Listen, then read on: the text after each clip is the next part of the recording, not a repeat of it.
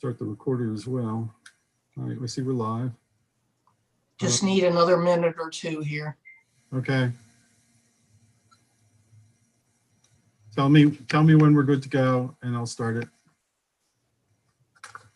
Start the recorder as well.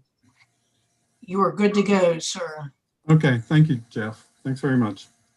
All right, so I'm going to start the Franklin Township Historical Meeting and Historical Commission and Historical Architectural Review Board combined Zoom meeting on January 5th, 2020 at 7:22 p.m.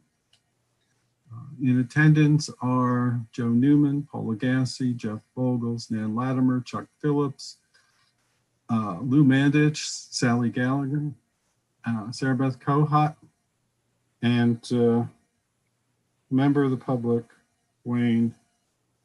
I'll get back to Wayne in a minute. The first order of business is the organization of the Historical Commission. You all are members of the Historical Commission.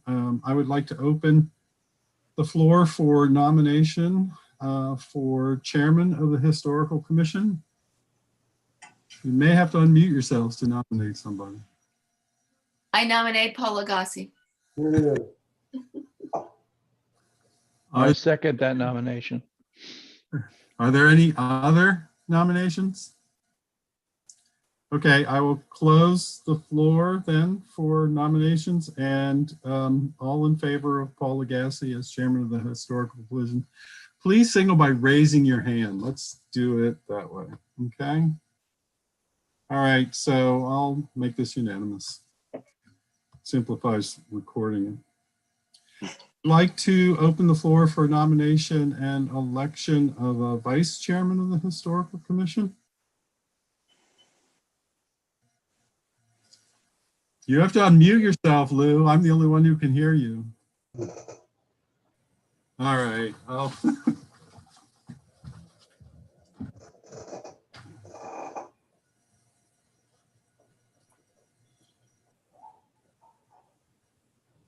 Oh, thank you. I nominate Nan Latimer. I second that. Any other nominations? All right, we'll close the nominations for vice chairman. All in favor of Nan Latimer as vice chairman of the Historical Commission, please raise your hand. All right, that's unanimous.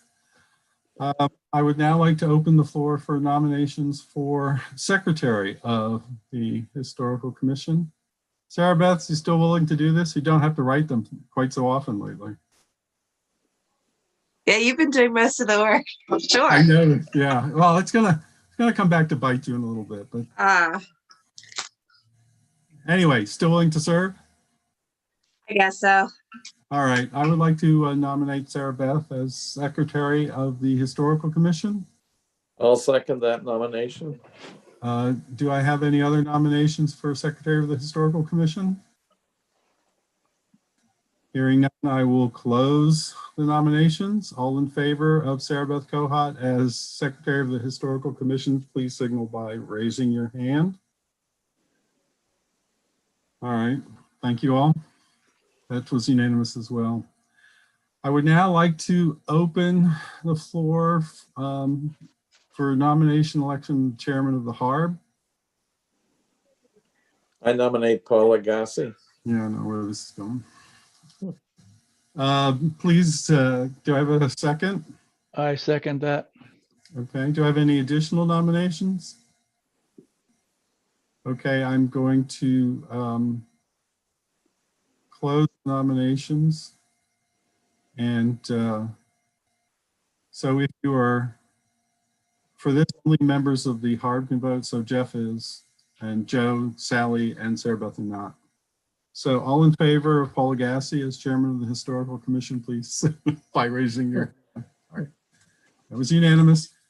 Now we need to nominate a vice chairman. I'd like to open the floor for nomination of vice chairman of the HARB. I nominate Lou Mandich. Why did I sense that coming? I nominate Chuck Phillips. I second Lou Mandich. Uh-oh. Well, Lou, you can do it for one more year. Okay. Okay. Any further nominations? And hearing no second of the nomination of Mr. Mandich, I seconded. Mr. Phillips, sorry. I will close the nominations, and all in favor of Mr. Mandich as Vice Chairman of the HARB, please raise your hand. Thank you, it's unanimous. And for the moment, I'm going to pass on the election of the secretary. We are a little disorganized at this point, and I don't see the, I don't have any, I haven't talked anybody into it. Let's put it that way. And so I will continue to work as a de facto secretary at the meeting for the moment. Is there any public comment before we turn to the joint business of the HARB and Historical Commission? Hearing none. What? Hearing none, we will move on to the approval of the minutes from the meeting of November 10th. Still it? No, she's not. Not in here. I'd have to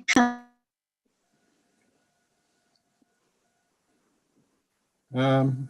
I'd like to entertain a motion for the approval of version 2 of the minutes of the November 10th meeting, 2020.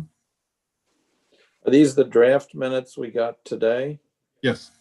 Okay, yes, I would like to make a motion that the draft minutes, or number 2, whatever you call them, of the Thursday, November 10th, 2020 meeting be approved as presented. Do I hear a second? I second. Okay, that was a motion from Mr. Mandich, seconded by Ms. Latimer. Any comment from the members? Any remarks, corrections? All right, all in favor of approving the minutes from the November 10th, 2020 meeting as presented, please signal by raising your hand. And everybody votes on this. So. And that was unanimous. Okay, Mark, just for your information, we're behind schedule. We had a lot of setup trouble. I see that you've joined us. So we are going to turn our attention now to old business. The first is a quick update on the historic resources map. Thanks to Jeff, we finally received a decision from the Chester County 911 folks concerning the address of the property that went by 3 addresses, and it's now been given a 4th address, but it will be a unified final address, and it's, if I recall correctly, 4 Mount Olivet Road. This information has been passed along to Colin Murtoff at the Chester County Planning Commission, who has been working with us on preparing our historic resources map.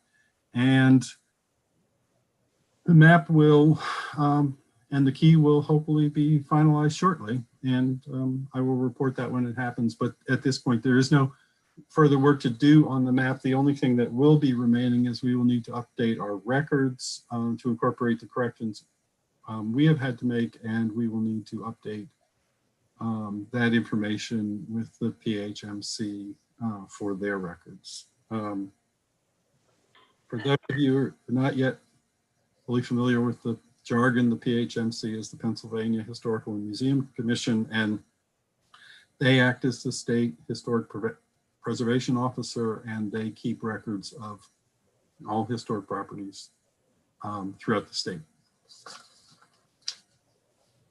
And ours are on file with them. The next item on our agenda is I'm sorry, does anybody want to add anything to that? I mean, that was mainly a report from me, but if there are any questions, I'll be happy to answer them. Okay, we'll move on. The next item is the Churchill African Cemetery.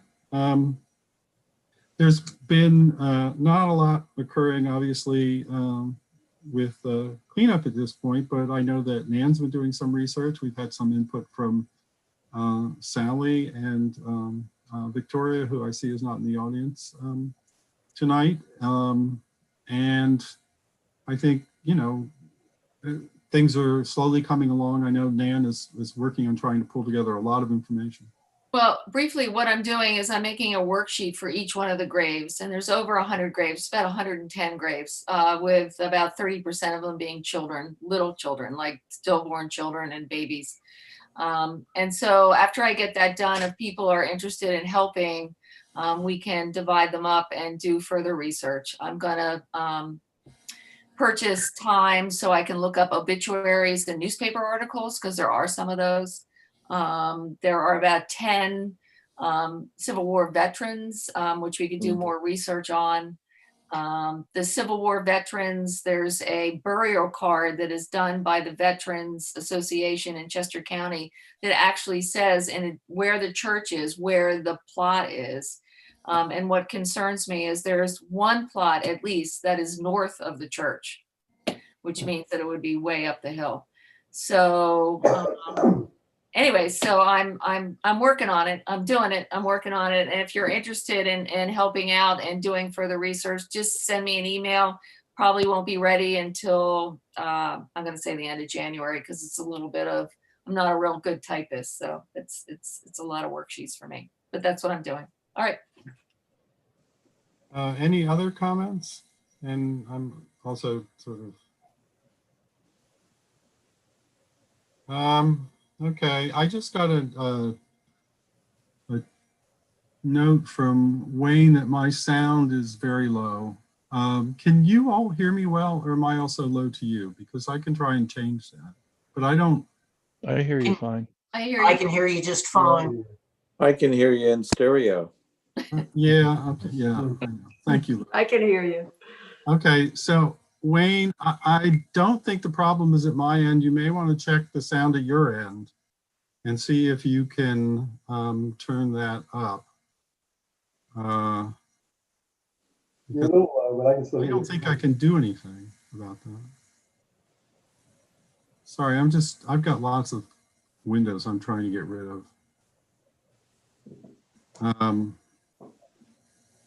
So, need a bigger monitor.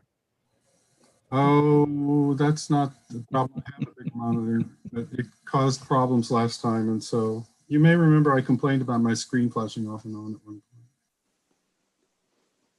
point. The only comment I would make about the cemetery is I still say earlier the better for clearing, because you don't want to be fighting the spring growth. Right, that's understood. And you get no argument from me. Though I suspect that, we're gonna be fighting a certain amount of existing growth anyway. There's one thing that I might mention. Some of the stuff that's in there, Chuck, is wild olive, which I have on the farm.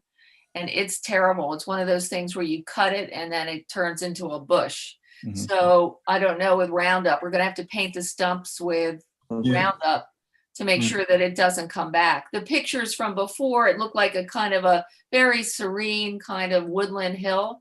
Now it's got this junk on it and we got to get rid of that. So if anybody else has other ideas, but I've done it in the early spring. You have to wait till it wakes up and starts to grow so you can cut it and paint it, and then it does kill it. I don't know if other people have other ideas. But That's it's what very, I've heard of too. yeah, it's very fragile because some of the write-ups on the cemetery, actually, they saw indentations for other graves. So we're going to have to be pretty careful when we go in there about what we do. Because there's a lot of 110 graves. That's a lot. It's not a big place. So And as Chuck said, at some point, we're going to have to, last time he mentioned talking about monuments, and I think we are going to have to talk with the supervisors and see if they will agree to survey the plot so we know where we are, because I want to make sure that we're not starting to attempt to tend to graves that are not on the plot that we might be responsible for. right. It's a problem. Right. And I feel very, I mean, I feel very strong about honoring everybody, but certainly the veterans. We've got 9 veterans in there, 9 or 10 guys that fought in the Civil War and the colored troops. And they need to, whether it's a plaque or something, they need to be recognized for their service. Do you have their names, Nan? I do.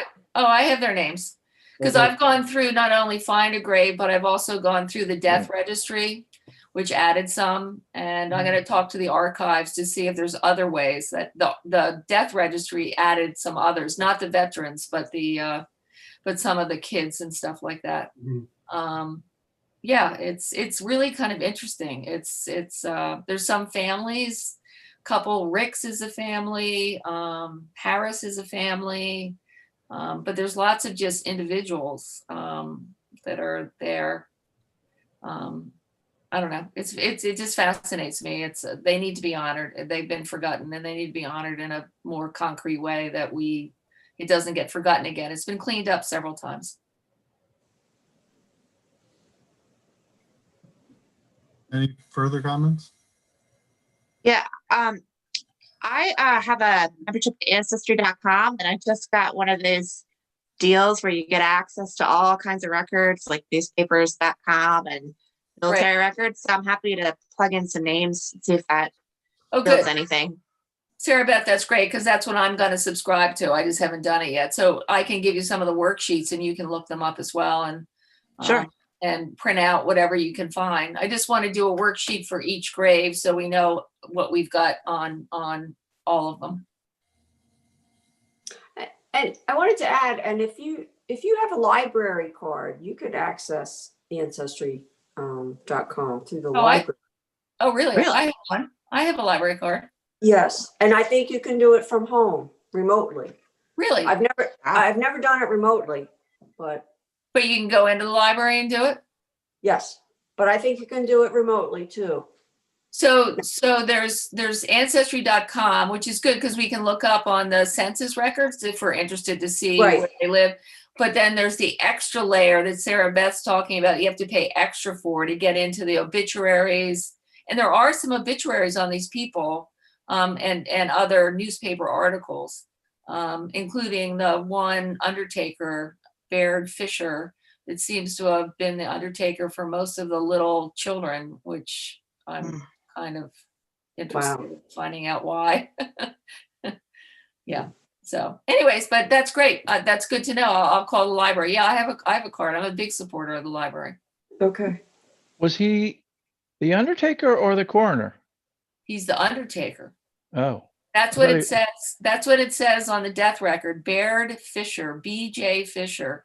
And he's done most of the kids, the little kids, the stillborn, the ones that have death certificates. So I'm suspicious. I don't know. I just it gives me a little bit of a bad feeling. I don't know why. He probably was a good guy. Maybe he was a good guy.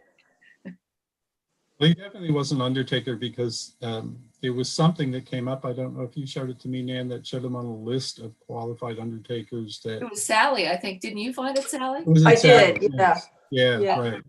So he's definitely an undertaker. I couldn't find him at all, and I don't know, but yeah. So yeah, he definitely wasn't. I'm not saying he wasn't an undertaker. I'm just wondering why his name keeps coming up. I thought that whatever I sent you, I thought it said he was a coroner. That's what I thought. Oh, really? Oh, maybe I just misread it. Yeah. I thought it was. I thought what I read was coroner when I was reading what you sent. Well, that makes more sense then. Then these are kind of unnamed children that get put. It's like a potter's field, maybe. Maybe. Well, I don't know that he decided where they got buried. He was simply the coroner that signed off on their death. Oh, okay. I'll look back. Maybe I was just going too quickly. I thought it said undertaker, but yeah, that would be totally. Right. Yeah, I'll double check. Yeah. Well, that makes more sense if his name keeps showing up. He's the coroner. I would say that he's probably the coroner for this little section of the world at that time. Okay. I don't know how many coroners there are, but coroner would sign off on the death of every child in the early 20th century, even because so many children died of diseases that we've conquered at the time. I've been in many cemeteries, and cemeteries are loaded with children's graves. Up to about 10 or 11 years old, they used to call it the dying years. Hmm. And many, many, many children would die. I'm surprised that in a remote area like this at the time, I'm surprised the coroner would sign off on all these deaths. Well, we'll do research. We'll figure it out. It's very interesting. And as I said, you know, we should continue with it. So we'll all work together and get all the information we can for every grave. Yeah, I could help you, Nan, too, on some of the. Thank you, Sally. Yeah. Anything else?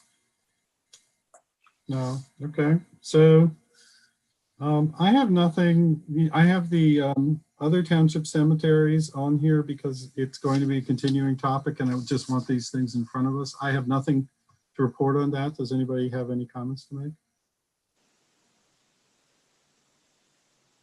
Okay, we'll move on. The next continuing topic is the 896 roadwork in a walkable Kemblesville.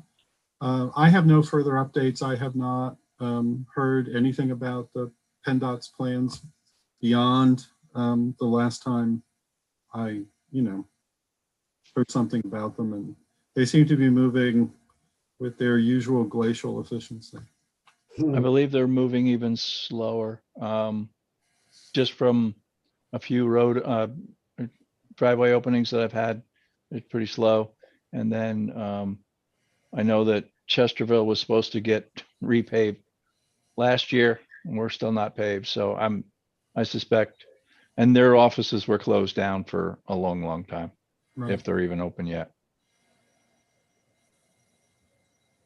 Okay, anything else on that? All right. The next one is raising awareness of Kemblesville and Franklin history, and I don't have anything to add beyond when I broached the topic last time. It's something we need to do. It's not the current focus, it's a long-term thing. Our current focus really is going to be, I think, the African American Cemetery in Churchland. And as for the next one, the Historical Commission website, Sarah Beth is going to share some scans with us, I believe. We had a little back and forth. She was asking for what information I might have on, that was what, the Academy, the New London Academy. And she's has some family papers she's scanning, and she's going to be happy to share with the Historical Commission at some point. So I'm looking forward to getting those, and I'll have a little more time to work on that in a couple months. Would anybody else like to add anything? And if not, I will just remind you all to encourage your friends and neighbors to share scannable documents with us. It rounds out what we can make available to our residents, as well as to anybody who's doing research on the internet and happens to find us. And I don't really have anything to add about township history either. I can see how this is going to go going forward with these continuing things, but I want them to be there. Right now, that's, not something we're terribly focused on. And nothing has changed with respect to talks and training. I don't expect talks to resume until the fall of this year now. It's just there's just not going to be enough vaccinated people out there, and the folks in New London really want to do in-person talks, which really does require that we get to a point where people are comfortable being out and in a group with a lot of people that they see occasionally at best. So, but I'm looking forward to doing that again. I think people enjoy them. And if you come across any electronic talk that you might think of, is of interest of the local community with a historical type theme, pass the information along to me and I'll get it out on Facebook. And before we switch over to the CAOA review for 3327 Appleton Road, which will be HARB members only in terms of participation in the discussion. I just want to jump forward briefly to new business and note that what we have on new business this time is the annual report. I won't be asking for training hours this time around because training, well, Chuck, if you want to share them, you can, but I've already got all my training in. yeah, but for most of us, it's been very difficult to get to conferences where there would be training opportunities and that sort of thing. So I think we'll skip that portion of it this year, and I hope that maybe by April we'll have the annual report ready for members to read and vote on. And if there's anything anybody would like to add to that, I think we can wrap up the historical commission portion of the meeting. The only comment, Paul, is weren't we, time has a way of racing by, weren't we at the Brandywine River Museum this year? That was our last training just before things shut down, right? Yeah, it was, but I'm simply not going to bother because it was just a few hours. Yeah, it ended prematurely, and other things that people would have attended didn't happen, and so I just, it's going to be an incomplete report. We can, it's just not going to be the sort of the way it's been in the past. It's not going to be substantial or adequate, really. So I'm not going to worry about that. The fundamental thing is to make sure that we just have a summary of our activities over the past year. That's fine. Okay. Hey, Paul. Yes, Sarah. Since this is our organizational meeting, do we need to set our meeting schedule for the year? No. As long as we continue to meet at on the meeting date that we have met in the past. Okay. Those meeting dates were advertised, I believe, by the township in the process of their own organizational meeting. They set all that up. We're good. It only arises if we are changing anything. And since we're not, we should be good with that, I believe. Okay. But we could always ask Mark for input. He happens to be on the screen. Although I think that's sort of the misuse of his talents. So for those of you who are members only of the Historical Commission, and that includes Joe, Sally, and Sarah Beth, if you wish to leave the meeting at this point, you're dismissed, and you may have a... Thank you. I'm going to eat my dinner. What? I'm going to eat my dinner. Oh, yeah, that sounds like a good idea, actually. Okay, Joe. And if see you later. Okay, so it's 7:49, just for the record. All right. Happy New Year, everyone. Bye, Sarah. Bye. Same to you, Sarah Beth. Have a good night. Good night, Sally. Good night. Okay, Mark, so I see that you're on with us, and we've now, did we lose Mark? Oh, no, people keep moving around on my screen. I'm here, Paul. Okay, so... But I mean, to answer questions that you may have. I mean, you guys have, at the previous meetings, engaged in good discussion that I have simply just listened to. Right, I understand that, Mark. But the question does arise, and this is a question for Wayne, who I assume is Wayne DiFrancesco. It's my understanding Michael Gill is not going to be with us tonight. Is that correct? Mr. DiFrancesco can answer the question, but I did receive a message indicating that he was not going to be present tonight. That's correct. Okay, so Mr. DiFrancesco, are you going to be here to answer our questions, if we have any, as we proceed?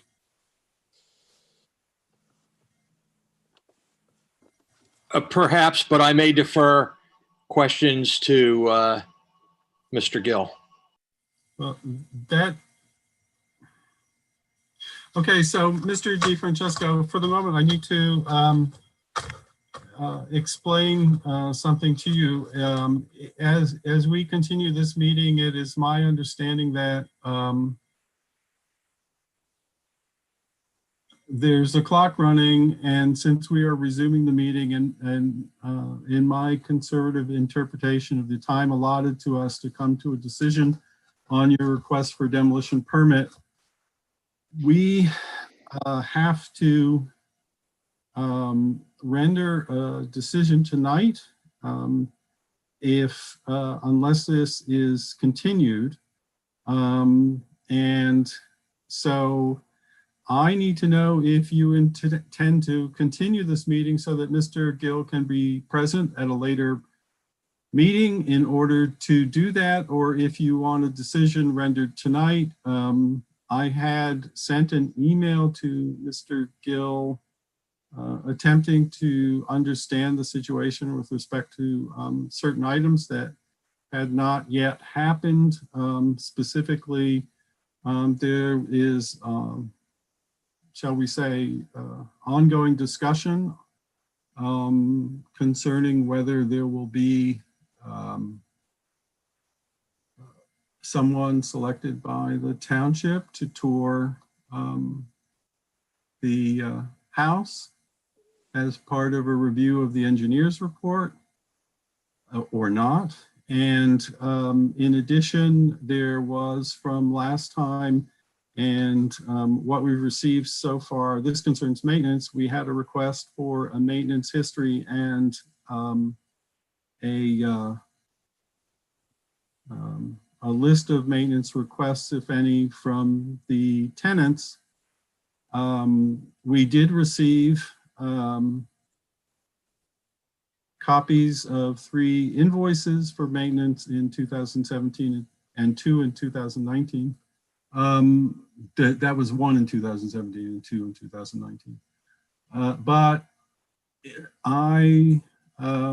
you know, that request remains incomplete, and it has also not been answered as to whether that will be forthcoming.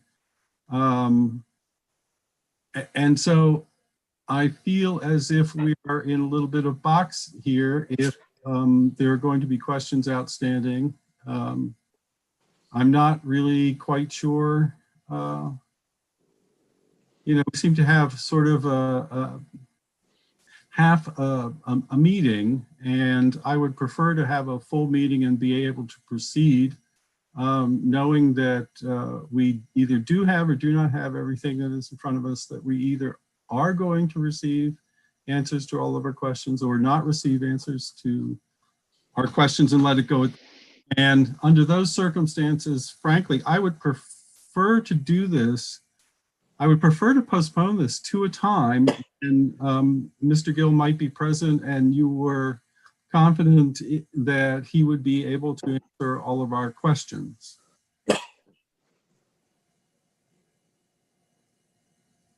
Mr. G. Francesco?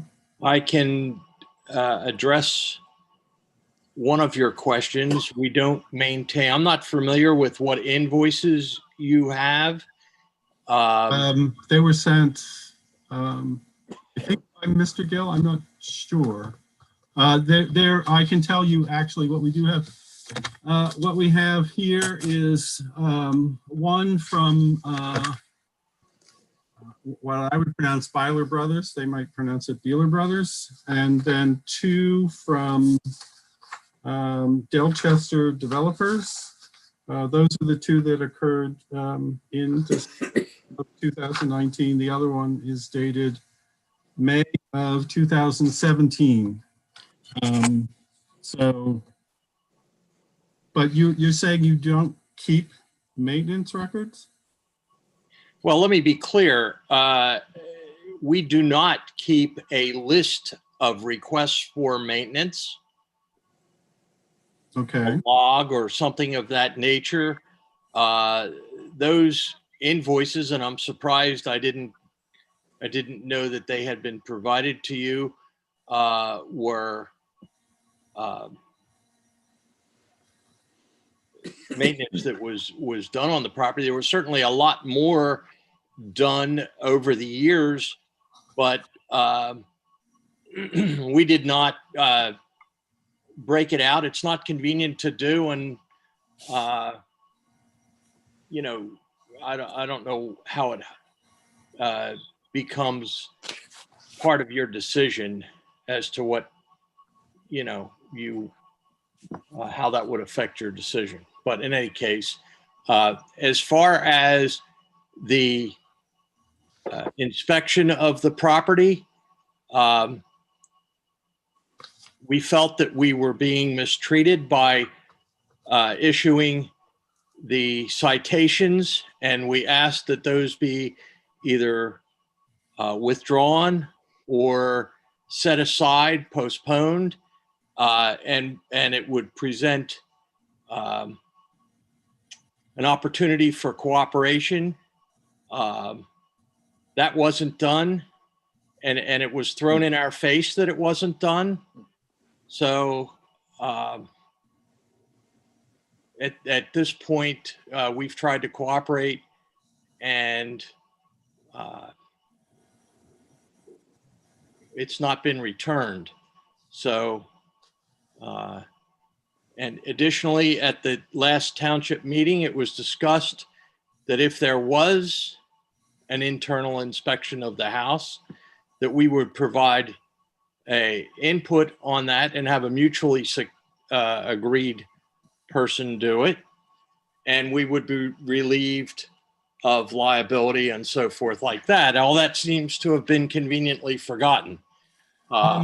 So it was not a unilateral decision for the township to pick someone and have them take a tour of the property. But at this point, that's off the table. Okay, well, first, I would like to simply correct the record, and I suggest that you go back and view the YouTube video, and you will see that I explicitly requested at the time of the last, and this is I would point out that we are the Historical and Architectural Review Board meeting, that we requested a contractor or engineer chosen by the township. Those were very specific words. They're in there.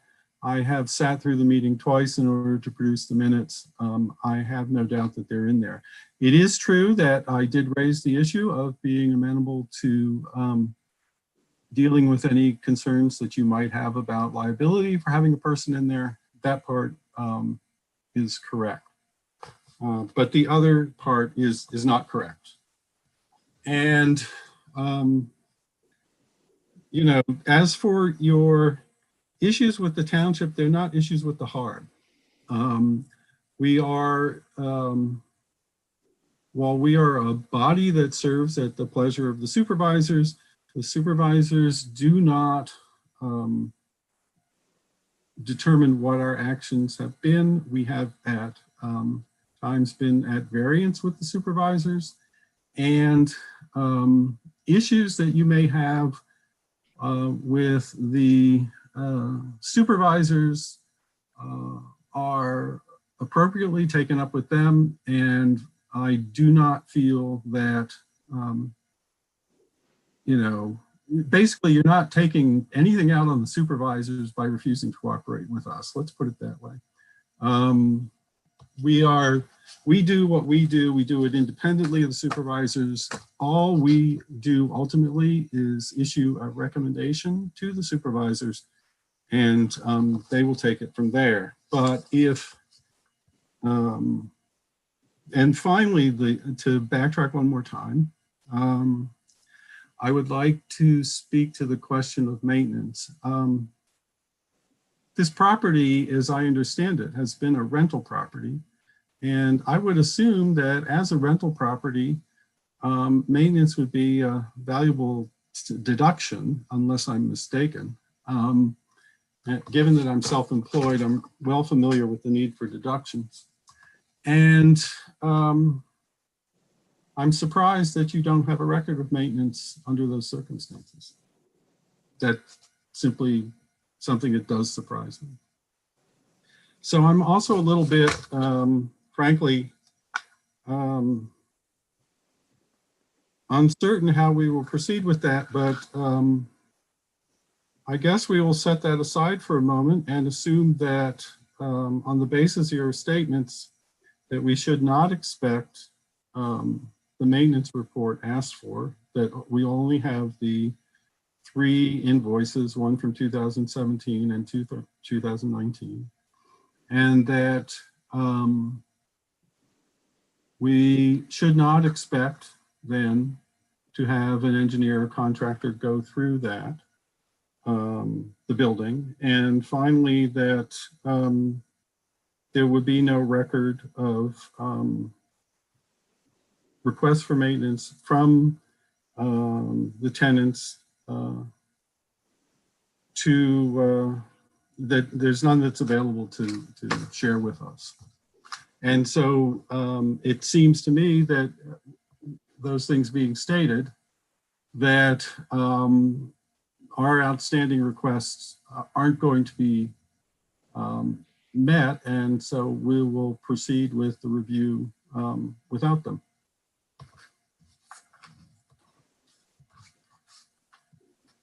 Excuse me, I just dropped something. So that being said, Paul, yes, can we get confirmation that that's the case? sure. Mr. DiFrancesco, my member, Mr. Phillips, has asked for confirmation that those 3 items are coming, as I stated. I don't understand what you didn't understand about my statement that no such record exists. You're referring to all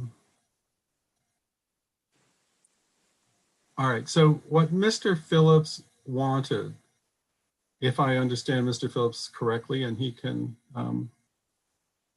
correct me if I misunderstood him. What Mr. Phillips wants is your verbal acknowledgement that the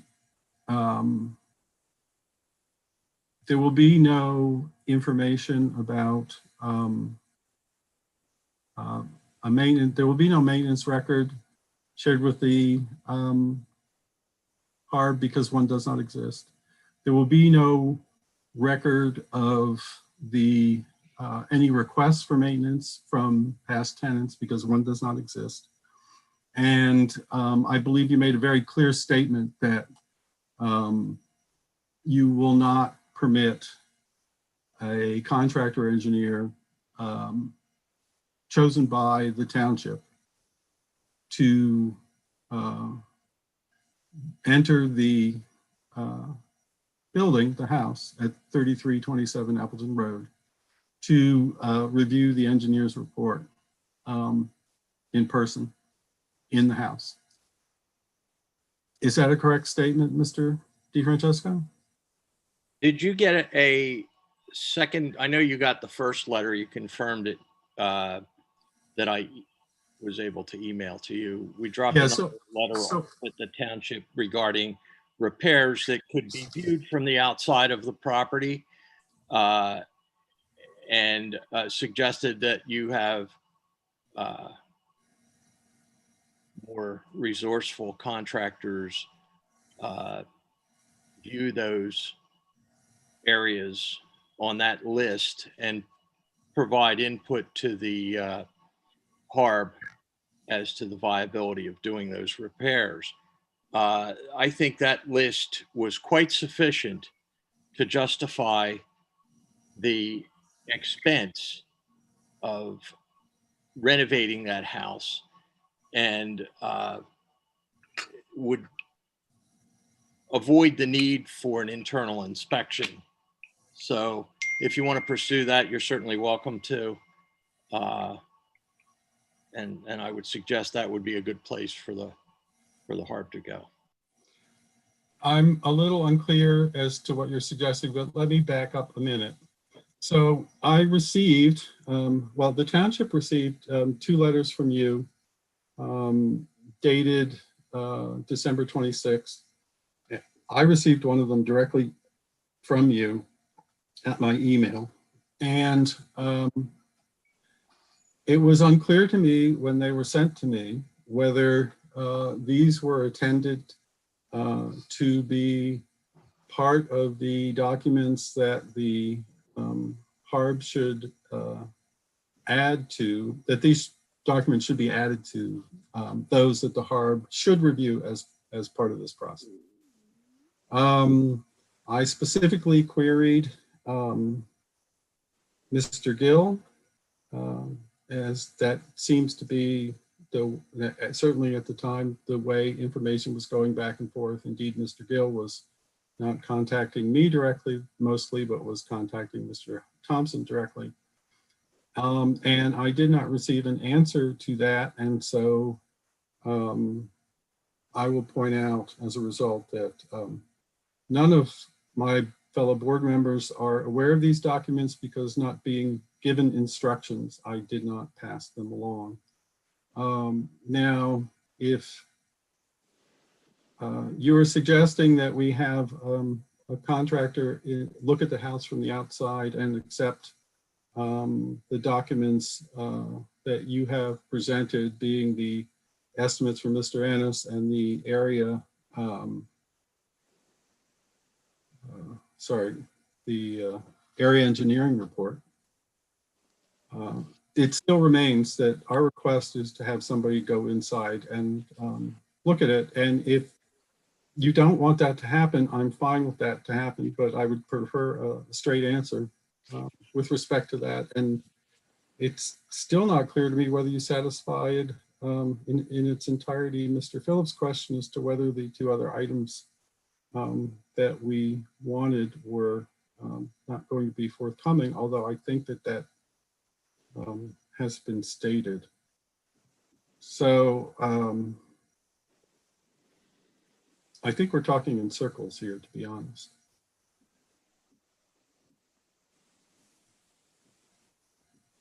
I don't know what more I can add, that I can't create something that doesn't exist. So no, Okay. you're not going to get that. It's not because of any reason that I don't want to provide it. It doesn't exist.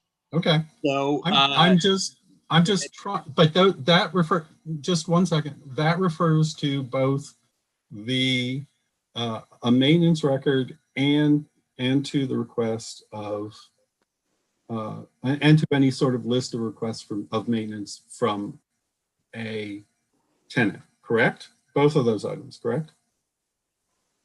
that refers to a maintenance list and a comprehensive list of repairs that were done on the property. That's correct. Okay. If I can interject here a question, Mr. DeFrancisco, I was a landlord in Kennett Square for 32 years. I only had one property. It was a carriage house behind my house. But every year we had the income from the rental, deducted all the maintenance repairs, of which we had a list, giving us the net income. I guess there was depreciation in there too, and that sort of thing. You don't have any kind of record for your, you don't have a tax record that you could redact certain personal information and share those maintenance records with us? That does not exist. Is that what you're saying? I'm saying, and I don't know how much more clearly I can make this, that there is no such thing as a log or list of repairs or anything of that nature that would isolate this one property from others that we have. And I'm sorry, I'm just marveling that you can't accept that. I don't care how many properties you have had. We don't have a system like that. So I'm not trying to be rude. I'm just trying to be present. I'm trying to understand too. So in other words, if you had, say, a maintenance crew going around to maintain 10 properties, those 10 properties are not sorted out to where this property is separated from property number 2, property number 3, or whatever. They might have worked all day and done maintenance on 3 different properties. So you don't have a breakout of what refers to this specific property, which is okay. I think I'm beginning to understand what you're saying. Thank you.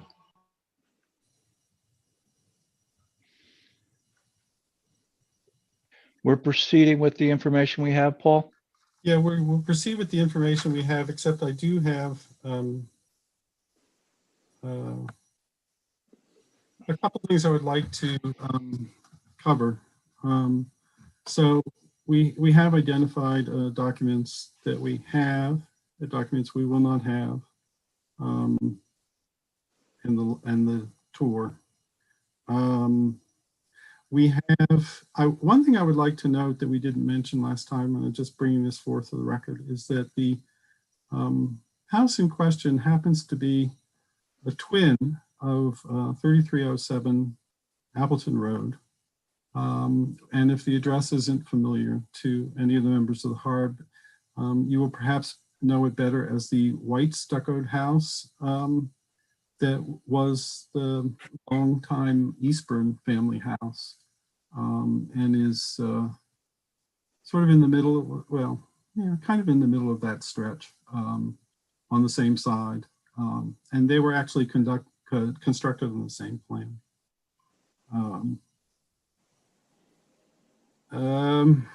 And one other thing that I would like to clarify, the last time as I was doing the minutes, I noted that it brought, well, I shouldn't say I noted it, it brought again to my attention that Mr. Gill had suggested that there was some confusion concerning, possible confusion concerning that the porch had been demolished without consultation with the HARB. I think that in fact there is no misunderstanding with respect to that. We are well aware that the porch was demolished, and it did not involve the process of coming before the HARB. I believe that what is being referred there is a decision in the court case, perhaps the first one that the township brought concerning this structure, where the property owner was instructed to clean up the collapsed porch and then consult with the HARB, because the demolition of an outstanding feature of the exterior of the house is a matter for the HARB and should go through the HARB processes. So this is not a question of seeking to demolish something and doing it without consulting the HARB. We're well aware of how the porch was collapsed. It's a question of the process that was supposed to come after. Mark, does that jibe with your memory? This would have been at least a year ago now. Concerning the porch, Paul? Yeah, concerning the porch. That sounds consistent. I couldn't tell you how long that porch has been removed from the structure, but that certainly was the impetus. Yeah, I'm thinking it was fallish of 2019 or something when the court decision was made. This would have been in the little court that's up outside Kennett. I'm not really sure of the proper name, but I did attend that. So I just wanted to clarify that I don't think that there is any confusion on the part of the HARB of the situation there. I want to say that was 2018, Paul. Okay. But it could be. This has been going on for a little while. There are a couple other questions I would like to ask. We know that the house was rented, I believe, until sometime in 2017. I'm interested in knowing if there was any effort to get a tenant in the house after the last tenant left in 2017. Mr. DeFrancesco? I'm sorry, please state your question again. So I believe that the last tenant that I'm aware of left the house in 2017. I'm just wondering if there was any effort to continue to rent the house after that point. It was my determination that the house was not habitable after that.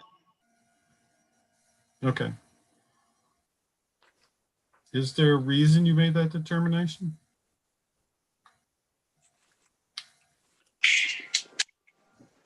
I'm at a HARB meeting. I'll have to call you later. Super, thank you. You can mute yourself. You can The previous tenant did significant damage to the livability of the house, and it was not, in my opinion, rentable without significant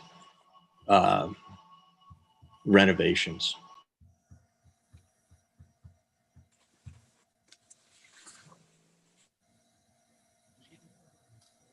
You're now muted, Lou.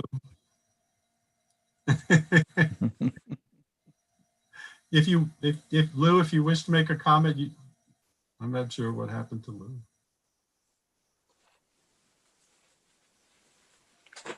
There you go. Okay, is that better? Yes. Did I miss something, or we do? Was there an estimate made by Ennis Construction that I should have, but I don't have? Yes, it was, I believe, emailed to you. Yeah, that's my fault then. Okay. You can borrow my copy if you wish to look at it if we get to that point. That's fine.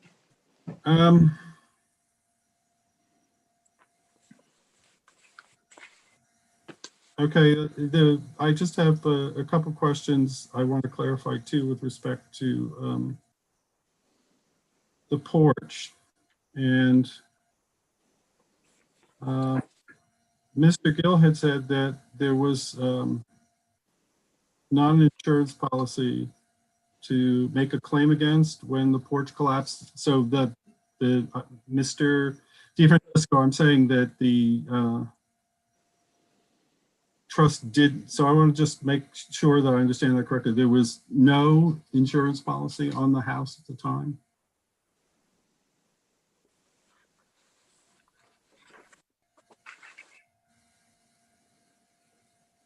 Commercial insurance policies have a clause, a paragraph in them that relates to the fact that when they're vacant, there is no property damage insurance.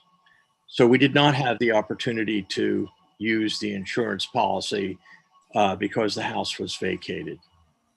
Okay. And it's my understanding that a police report was filed with respect to the porch. Did you file that, or did the trust file that, Mr. DeFrancesco? I'm not sure. The police were involved. They were investigating until the porch was removed. When the porch was removed, they dropped the case and would not pursue it any further.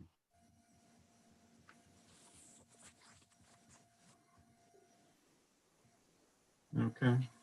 All right. So those are the few questions that came to mind when I reviewed the minutes from last time. I realized I've taken up a certain amount of time trying to seek clarification. But at this point, yes, I would say that we would turn our attention to the area engineering report. Chuck? And so I would like our members to know whether you want to talk about the report generally, or should we go through this item by item? I have a little bit of a preference for at least looking at by item, but I would like to know what my members think. If you would like, we can go. Yeah, that's fine with me. We don't necessarily need to spend a lot of time on each item, but I think it's, for the record, I would just like to identify what we're talking about, and for the moment to the extent that it will help us, if you will forgive me, I am going to share my screen in. Okay. You're gonna put it up? I'm not going to put the report up. Okay. I would like to put up a sort of montage of the house itself. And because I think it just may be helpful to look at this as we go through this. So can you all see that now? Yes. That may make it a little bigger. So what we have here is in the upper left, this is simply a crude plan of the house that comes from the historic resource report.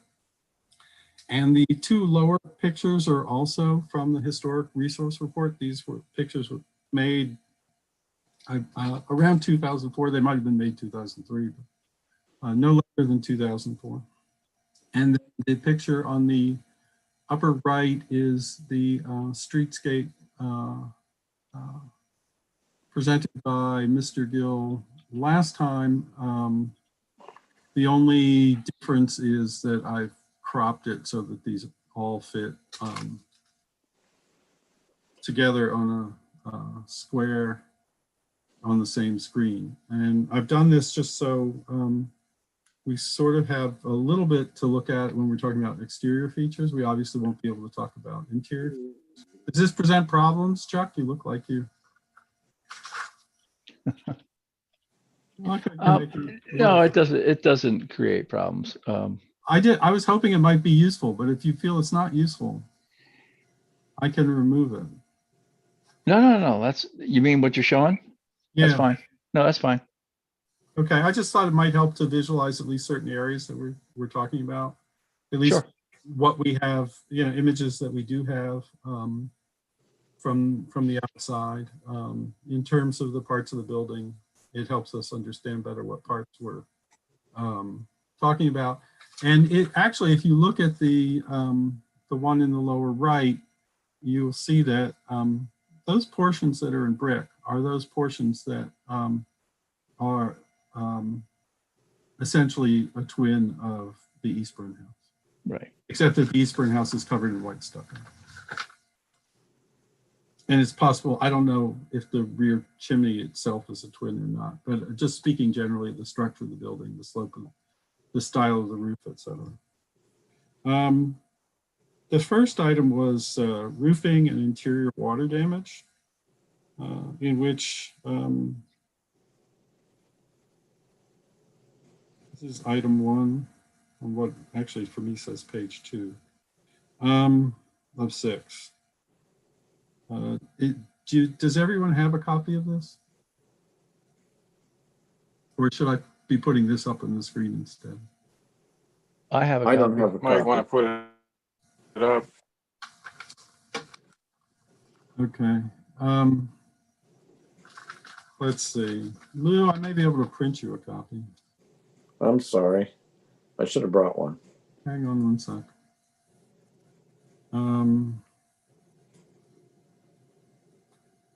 My screen sharing is paused.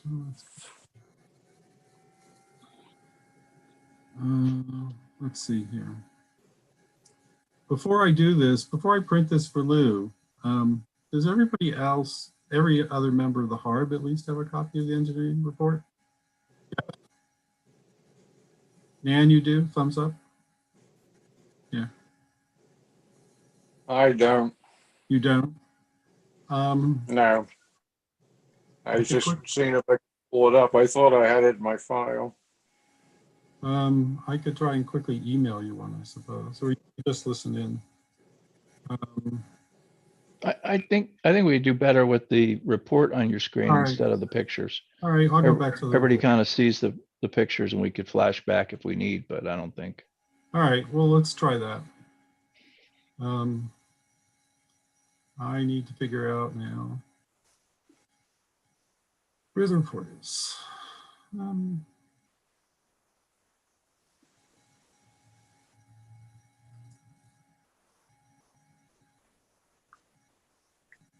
Bear with me 1 minute.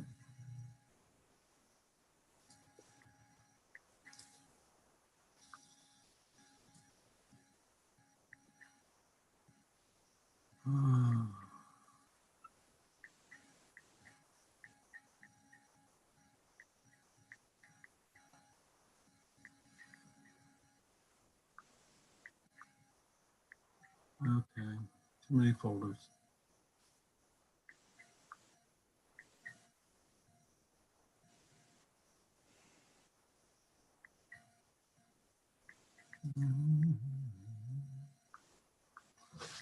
All right, excuse me 1 second. I'm having trouble finding my original copy of the report.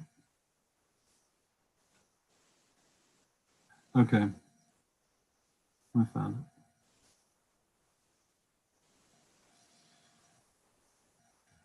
All right, and we're going back here.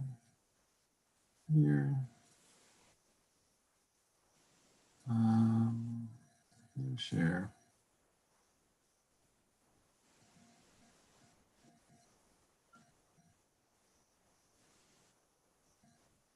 All right, let's see if this works. All right, can everybody see this now? Yes. Yep. Mhm. Yes.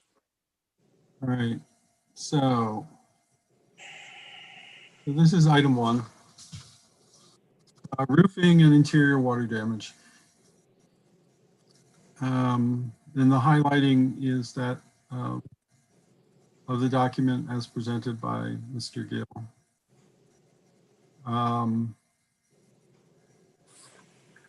Are there any comments concerning this?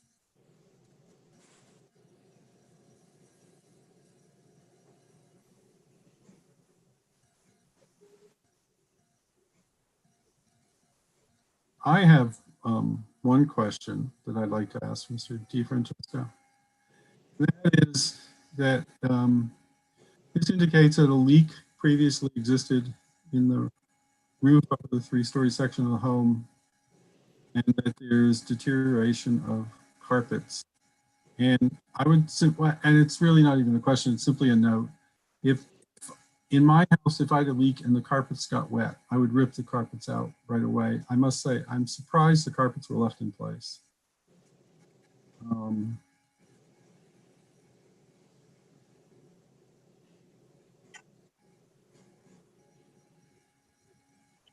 But I will say too that it seems to me that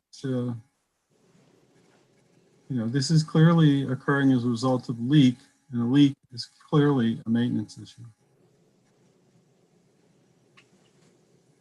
Any other comments from members of the HARB? Well, I would say the same thing, that it would be clearly a maintenance problem. And if it was dealt with appropriately, the damage would have stopped immediately and not progressed. And in concert with that, we had a report with some roofing work done. Obviously, they didn't catch everything, or it needed a new roof. Not sure which one it is.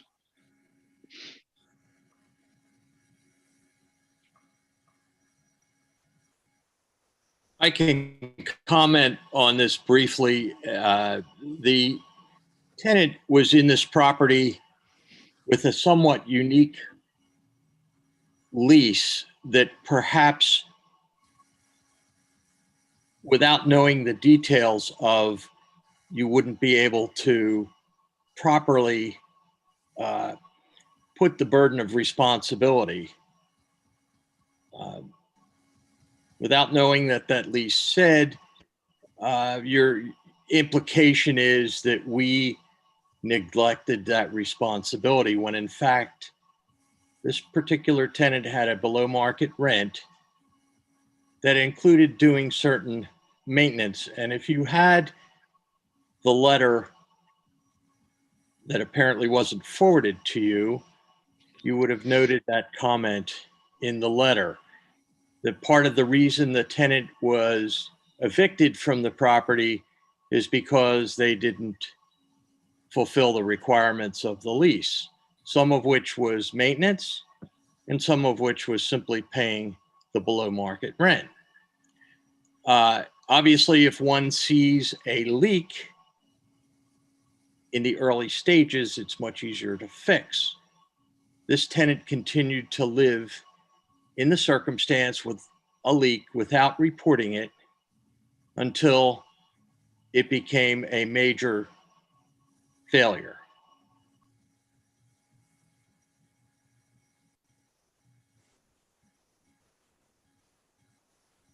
And is there any correspondence between you and the person renting the property, trying to address that as the property owner? I can't recall if there was correspondence. There was certainly conversation. And this was one of many items that they failed in their responsibilities, and that's why we evicted them. We came back and fixed that leak, and that is the invoice from, I'm sorry, I can't recall. I think it was Byler that did that was part of that invoice. And then we came back and we did another repair on that subsequently. So.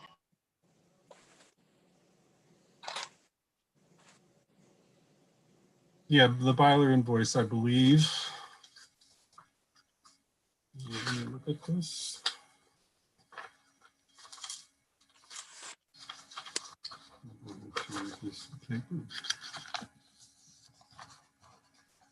The Byler invoice, which is in May of 2017, is for roof repair where shingles are missing and sealer on the chimney flashing.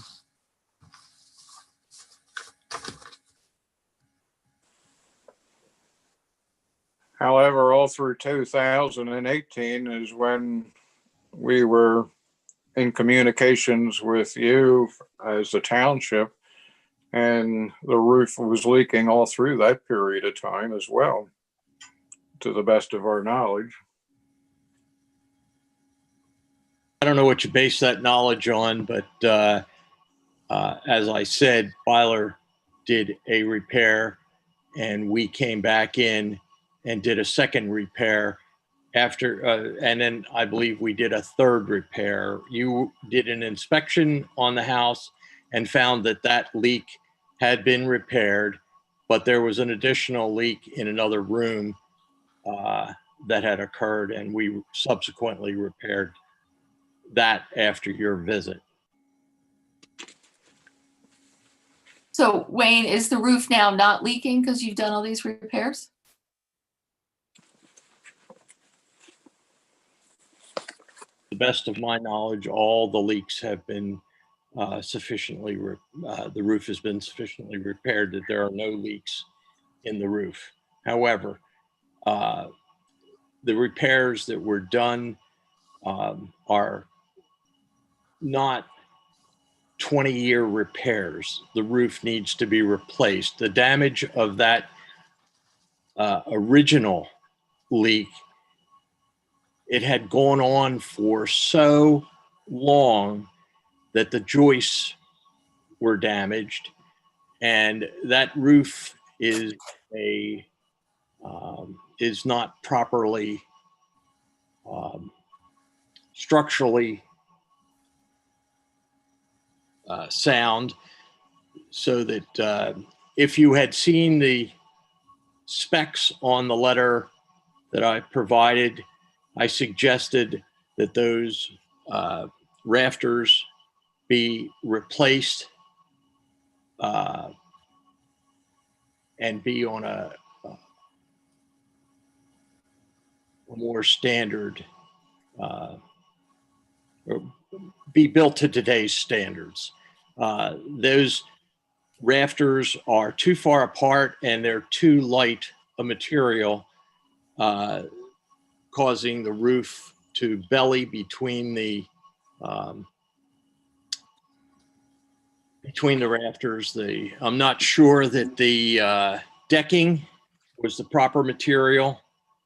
The whole thing is a mess. It's not acceptable construction standards. According to the engineering report, looking on page 2 of 6 pages, it just talks about that, yes, they would agree with you that it needs a new roof. But I guess I'm more interested in knowing whether you stop the deterioration of the building by stopping the leaking in the roof. I don't deny that it may not need a new roof, but right now the building is shored up. So with all this rain we've been having, it's not pouring into the house. Please understand that I don't visit this house on a regular basis. And the last time that I was there were no leaks in the roof. Okay. But I can't tell if there's been any damage in the last 3 months or so that I've been upstairs. Okay. So I guess we can say that the roof has been shored up, so it's reasonably secure.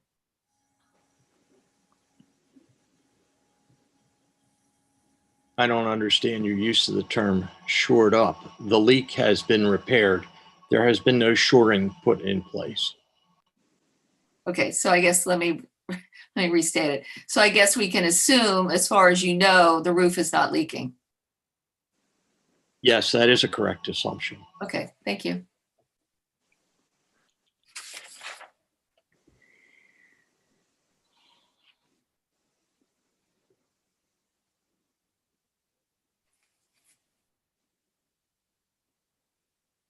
So, any further comments? Chuck? No, I think we can move beyond 1. It appears that 1 talks about the roof only. Structure is unknown. That's my take from number 1. They talk about the fact that there was a leak and that they have some concern that there may have been damage to the joists. As far as they're not questioning the structure, the original design of the structure or anything. And the fact that the house is how old? 150? I would think at least that. Yeah. Yeah. So the roof design has proved itself over 150 years. Whether or not there's damage due to water, that's a different question. So I would move to 2. Yeah, okay. So, and we sort of are on 2 visually. There's water damage to the ceiling plastering.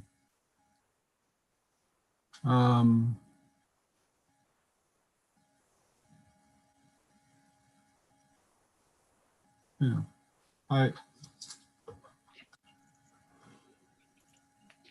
this is consistent with a leaking roof. Yeah, I think we could probably move to 3. Right. So as for item 3, I'm not really certain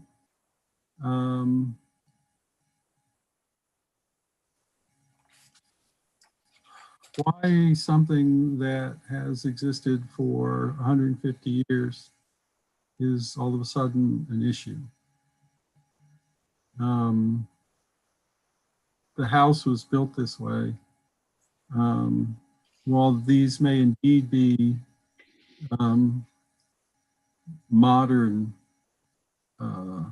lintels, and the windows may be considered to be outdated by modern standards, although you might get an argument on that issue from some historical people. From the point of view of the HARB, ripping out all your windows and replacing them is not a desirable thing to do to a historic house. Structurally, I totally agree with you. It's, like I said, stood the test of time. the design of the lintel has proven itself over 150 years. It's just a different way to do a lintel. There's a lot of ways to do lintels, and I wouldn't say that. I would say that the statement of the condition doesn't support the solution.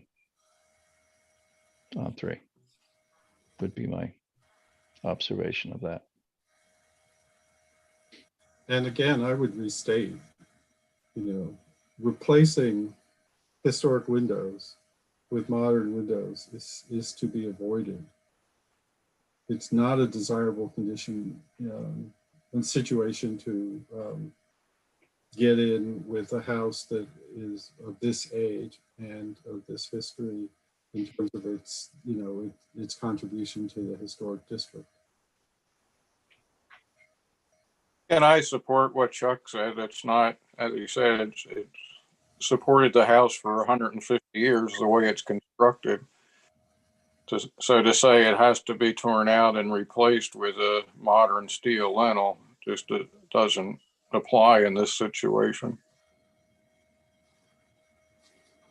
I would agree.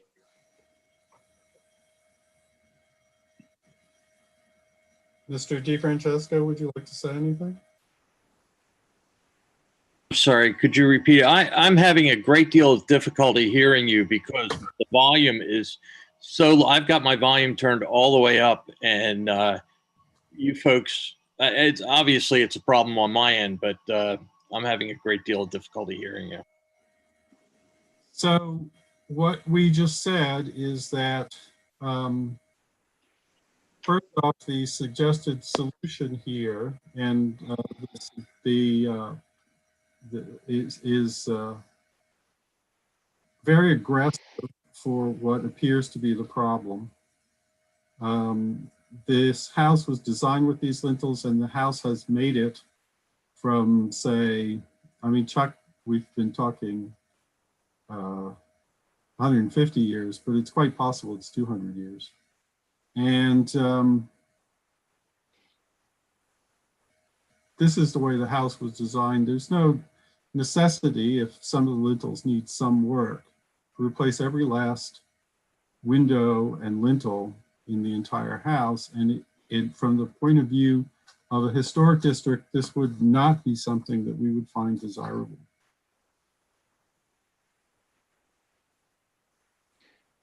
Well, I think we can move on. Clarify, it says not that the lintels are of a different style, not that the lintels are damaged or anything of that nature. It says they're lacking lintels. I didn't write the report, and I'm not going to make comments on the, the wording in the report or the interpretation of it. But I certainly agree with you that from a historic perspective, it would be more genuine to include the existing windows, but in some cases, the windows are non-existent. And I understand that it would be less desirable to, from a historic perspective, to remove the original windows or what is already there. But keep in mind that we're trying to have a property that would be accepted in today's marketplace. This house is functionally obsolete. It has no insulation in the attic, no insulation in the walls, and the windows are of a style that from a time when people didn't care about insulation. So they're not insulated glass or anything of that nature. So by retaining those existing windows, you're just continuing the functional obsolescence of the house. Paul, let me state it a different way. I would say that number 3 doesn't actually stipulate that there's a problem that needs to be fixed. They're simply making a structural observation of structural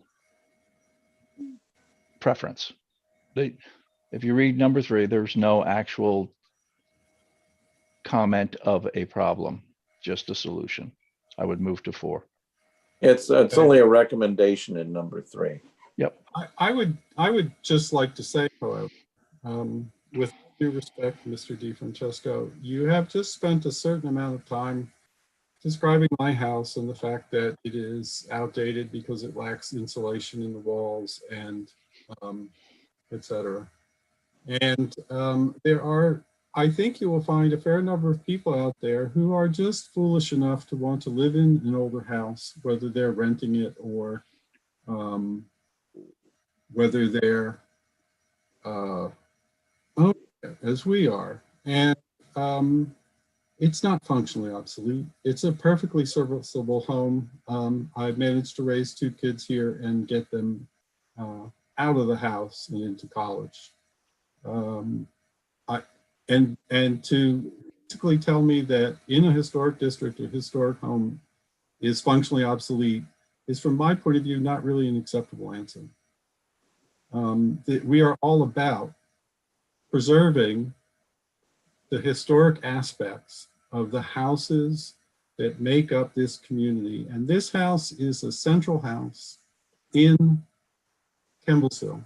It, you know, I mean, you may not find it modern enough to your taste, but it's not functionally obsolete from my point of view. My house in Kennett Square was built the same way. 3 bricks and plaster. You could touch the outside walls when it was 20 degrees, and it radiated cold. The walls were cold to the touch.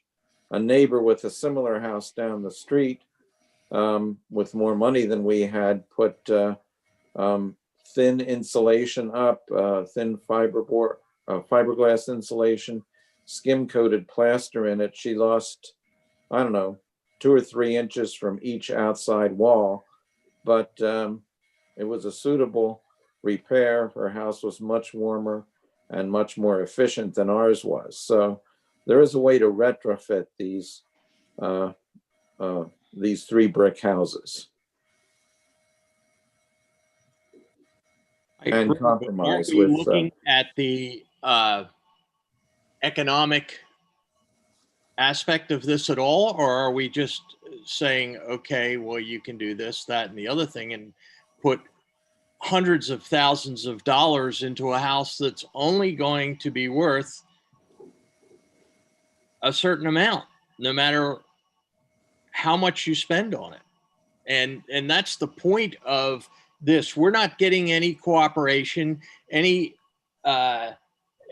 the whole point of these lists of repairs and so forth like that relates not to the fact that we just want to tear the house down, but that we're not getting any cooperation. And all these things will need to be done to get a certificate of occupancy. And then there's not even a certainty of getting that.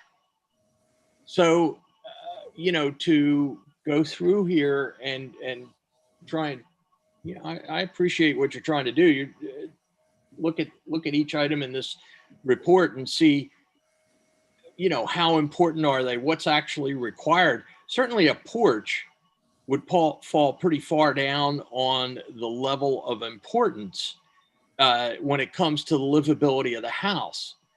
I would think that, you know, a roof would be much more important than a porch, but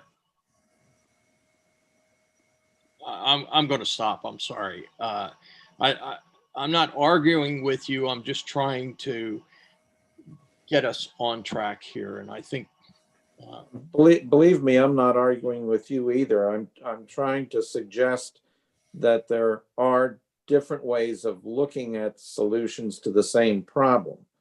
Someone else might come in and say, you have to tear all the plaster out, put 2x4s up, put blow insulation in, and then re-sidewall the whole inside of the house. I'm telling you that there was a cost-effective solution that, as far as I know, is still in place on the house at 301 South Union Street, that has held up for the last 20 years. And it was a cost-effective solution to the cold wall situation that I had in my house. There's more than one way, obviously, to take care of issues with old houses. And I'm certainly not suggesting a platinum solution in any way. There are historical architects that are so full of themselves, they'll spend money right and left. And there are cost-effective Amish contractors who can accomplish a lot more and give good value for the dollar. And I haven't read Ennis's report, by the way. I'm sorry about that. I missed that. Well, Ennis's report is mainly about costs. Okay. It doesn't add anything to this. Okay. I think we fell into something that's totally not even in our purview. Comfort, etc. That's not what we're reviewing. I could talk about that for 2.5 months if you want. I don't think anybody's going to want that. So I would focus on what's actually on this report and move through the report instead of letting every conversation about whether we have double pane windows, single pane windows, insulation, etc. Those things aren't in the report. I would stick to the report. I agree. I'm sorry for taking us off track. Let's move on then. Sorry. So we're at number 4 here. I've moved it up.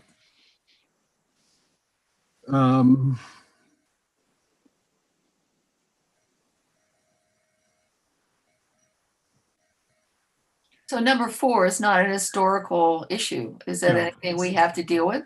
Can we just move on? Well, insofar as it's something that would have to be taken care of, I'm willing to acknowledge that it is something that might need to be taken care of, but it might well not need to be taken care of by, restoring it to what it is now. It's not part of the historical core. Right. Just point that out. Yeah, it's a deck. The lifespan of a deck is 30 years. Right. I would move on. Let's move on to 5, sorry. 5. So 5 is exterior brick repointing and cracks. This was accepted. This is acknowledged in the Appleton Glen plan. Correct? Yep. Okay. Number 6, chimney deterioration. That goes along with number 5, really. Yeah, it does. And I'm not entirely clear what is meant here because the chimneys are integrated into the wall. So I'm not completely certain why they're broken out. The other good thing is that the chimneys would have been put up under a lot more stress when they were actively being used with fires. Now that it's likely only a hot water heater and maybe a furnace that goes up there through a probably insulated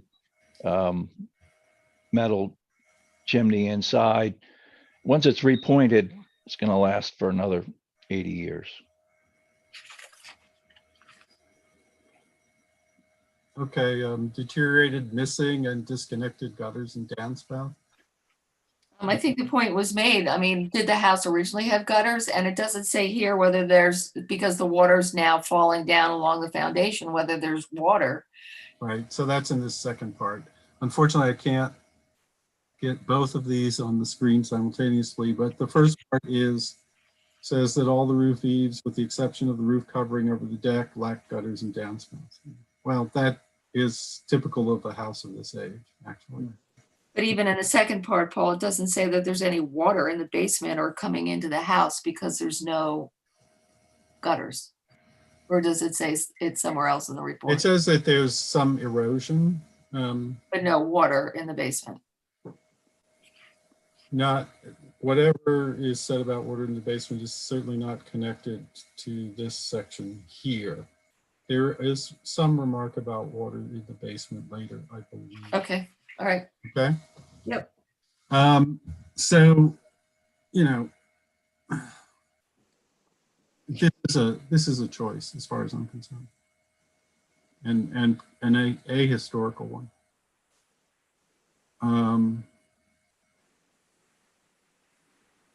The rear addition, wood frame deterioration. Yeah, this is.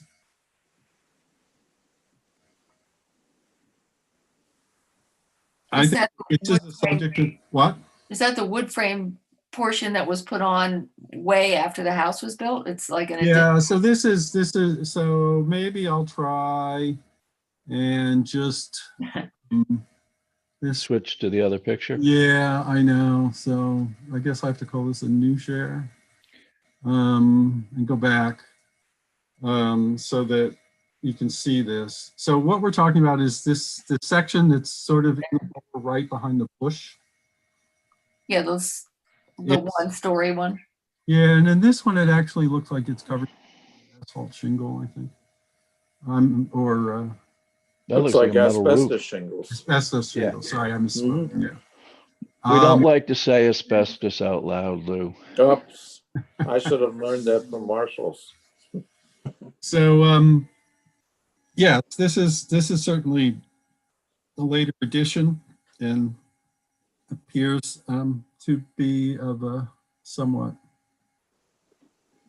So that takes care of 8 and 9. It says casual construction.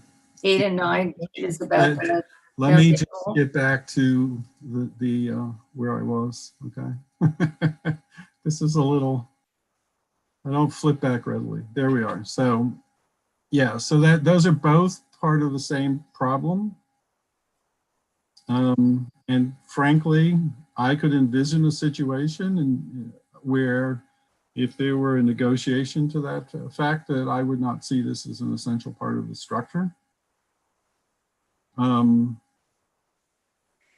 It might. I think the house would actually benefit structurally from having that removed, really. Well, that's a question, frankly, Lou, I'm not sure we can. Well, we can't, you're right. Well, you say structurally, Lou. I would say that it would benefit historically. Right. Yes, okay. And, you know, there's, if this is coming down to improve the historicity of the house, excuse that word, then there's certainly no need to be rebuilding under those circumstances. The stone masonry, wall pointing, not entirely sure why we had $10,000 spent on foundation work and this didn't happen, but I assume that there's still some issue with the mortar joints in the stone foundation. They will stick around for a while. They don't, even if the masonry is deteriorated a little. But, you know, I assume the engineer was able to see this. We're not able to see this. So maybe you could ask Mr. Vogel what his observations were on this, because he cited that on the citations after the repointing and basement work was done. That was, I think we acknowledged to you, Wayne, that most of the repointing had been done. If I recall, I'll call it the front and right side toward the Hutchinson's property, and some of the left side was done. There still appeared that there was some missing, but it certainly a fair amount of it had been completed.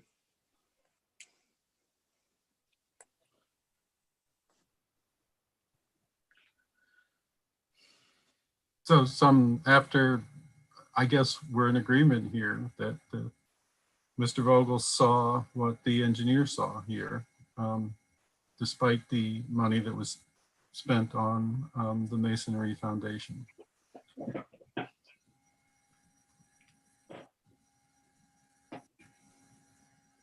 Okay, this compromised monoslope roof rafters. So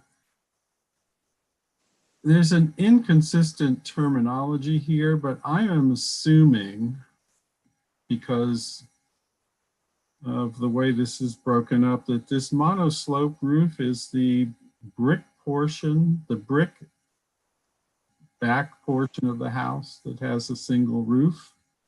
You know what I'm talking about? I can flip back again.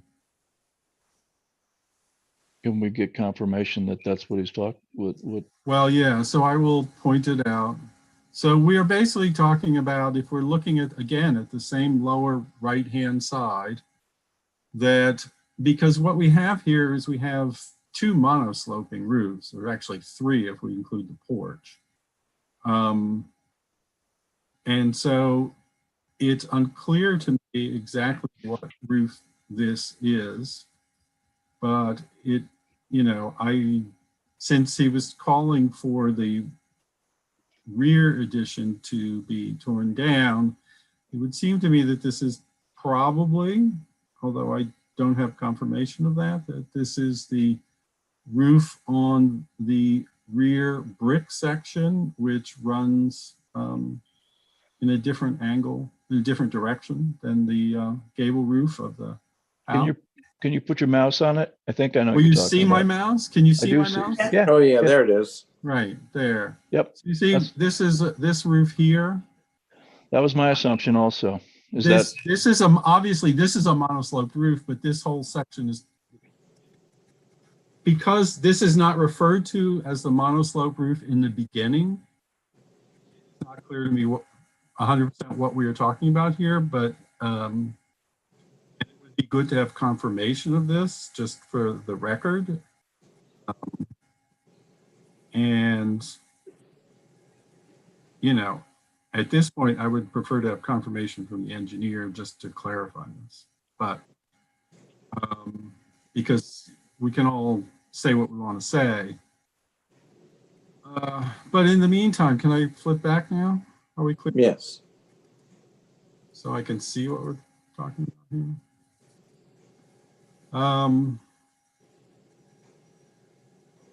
So it says that 3 of the rafters are overloaded and showing signs of failure. What is unclear to me is, have they been overloaded for 150 to 200 years?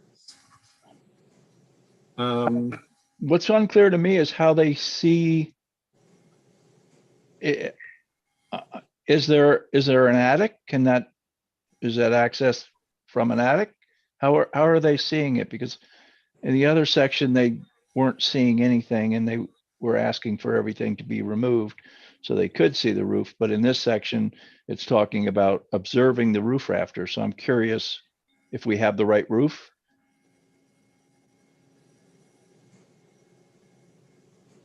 Yeah, I don't know. Wayne, do you know? In my opinion, that refers to the monoslope roof that you were putting your mouse on.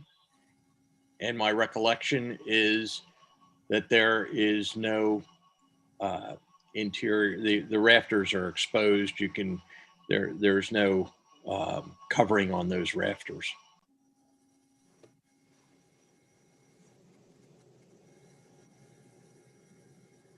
So is that a room with open rafters then? The underside of the roof is not finished. Okay. All right.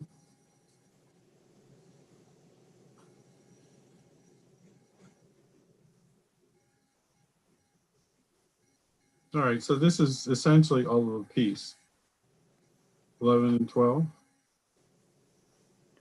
And these are recommendations concerning the roof.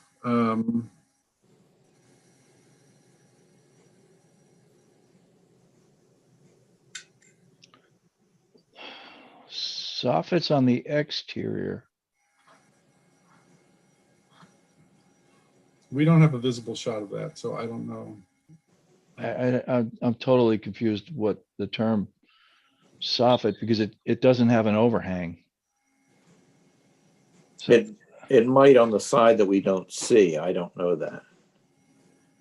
I think we could see it in one of the pictures. Oh, maybe. I don't, well, let me just look for a second. If I can tell, I will bring it up. Yeah, I'm gonna, if there is, Do you see this? No. I can see maybe 2 inches, 3 inches above the green roof. Yeah, you see that? See, now I resumed share, but that didn't get me what I thought. Right. Above the green roof on page 2 of 3 in your photos, you can see, but clearly on the back side, there's no. Right, I know, it doesn't really look as if they're. So I'm confused why he's using the term soffit, because. Well, and so, but it would make sense if we were looking at the other mono roof, the one over the addition, because they do look rather exposed, which then leads to Or some the green, confusion. or the green roof over top of the porch, and that looks bowed. So I don't know. It's Yeah, it's imprecise. I understand. Yeah. Yeah, let me see if I can get this picture back. Sorry. it has to be over the brick. Well, it doesn't have to be over the brick, but it can't be over the porch because he talks about insulation. Right. Right. So here we are. So, well, I mean, and we're assuming it's not this roof because it's talking about tearing this down, but at the same time, I don't see an overhang to speak of here. Right. I'm saying maybe 2 inches there. Yeah. So maybe he's using the term soffit in another way. Yeah. Okay. He might mean the fascia boards. Well, I would hope not if he's an engineer. There's a small soffit over the porch, the back porch roof. You mean kind of down here? Can you see? Yeah. Yeah, extremely. Oh, it's very small. Yeah, that's and 2-3 inches. Chuck acknowledged that. That's why that would be open is beyond me. But I'm going to go back to the engineering report.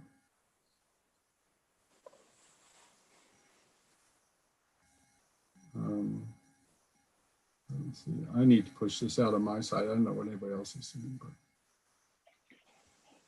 That's better.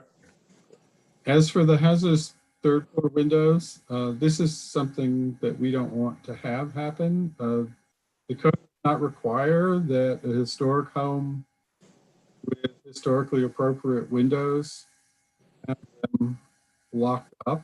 Am I correct in saying that, Jeff? Yes, there's no code requirement for those windows. They can be kept in place and the house can be occupied And making without this, it. right, and making this change would be destructive of historical features of the house. Correct.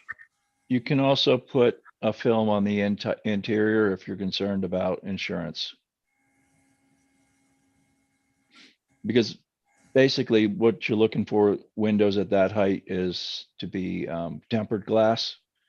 But you can also put, like I say, a film. So, and that's only for insurance purposes. Right. Or an interior layer of plexiglass for that matter. Now that you're talking about it. You could go to that route too, but it's a lot easier to just put a window film right on it. The foyer front support beam. Okay. Jeff, I assume you accept that as a solution? Actually, the front Film? foyer, actually, no. If you need I mean, I would assume that the timbers and beams have just taken a set over the year. Unless they could obviously demonstrate that they're cracked for some reason, but there could be also just checks in the timbers from drying out. Oh, no, I was talking about the windows. Oh, the windows. I'm sorry. I thought The we windows. jumped to 14. No, I just wanted to go back to make sure that so I made the statement that you could put the film on the windows to in hazardous window locations. Yes, you can. Yeah, okay, all right. 14. Yeah, so he was actually, Jeff, you were talking rather nicely about this. Got ahead of everybody. No, I don't quite understand that. I mean, I've been in numerous old houses where all the timbers have taken a bad bow due to settling over the years, and they take a set and they also dry out and have checks in them, which appear like cracks, but it has nothing to do with their structural capability. Just to make a comment that you have to replace it because it's bowed and has a crack, I would question that. I would agree. Okay, the missing basement drainage system. If there were gutters and downspouts on the house, this might not be necessary. Number 15. Yeah, I your point is taken. And this basically calls for, totally rebuilding the basement. Not merely setting up drainage, but putting in a concrete slab. I put new gutters and downspouts on my Kennett Square house and pea gravel in the basement, and it was so dry I could leave a paper bag on the floor for weeks. I agree. For the most part, when you have trouble with the basement water, that's what I was looking at before. It's because the downspouts are discharging next to the foundation. Mhm. Once you get the water away from the house, no matter what the age of the house is, usually the water doesn't end up in the basement. It doesn't unless it's flowing through the entire house, the interior. Well, that's true. Which can happen. But That house is elevated from the road, though. It wouldn't have road drainage problems, would it? Well, it's actually Well, elevated Some from of the other everything. houses.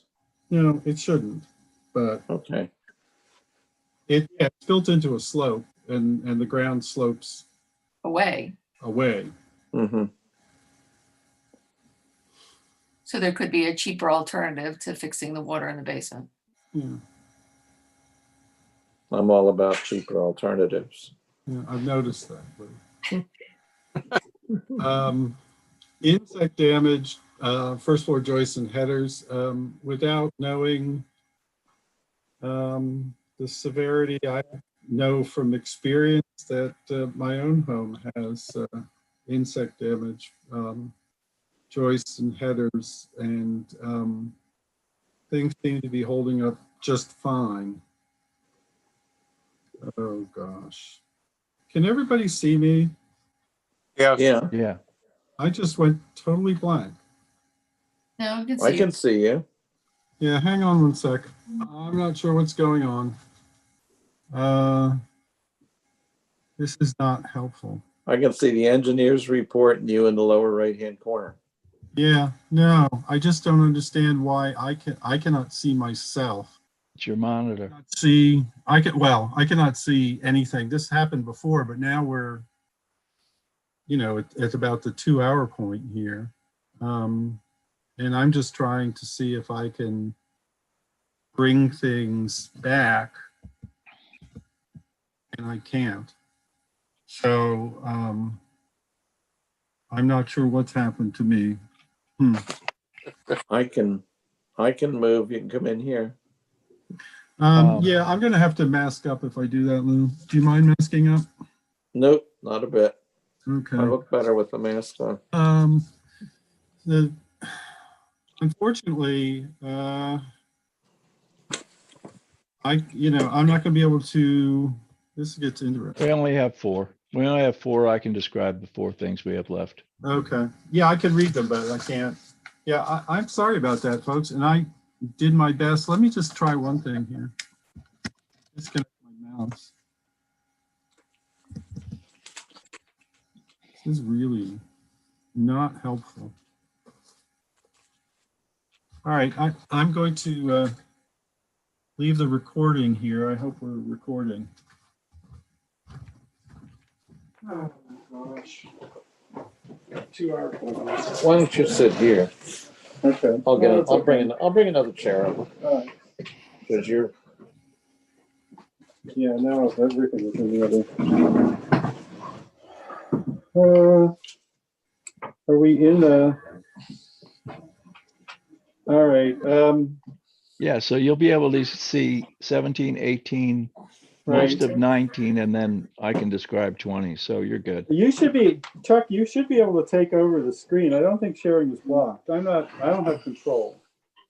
You don't think sharing is locked? Well, why don't we Yeah. get through these before I totally Okay. screw everything up?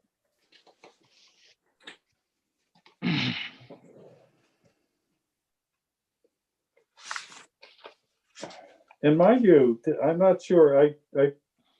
Having Jeff running the meeting, this being Jeff Eastburn, having the master computer should have avoided this. I'm not sure why this happened.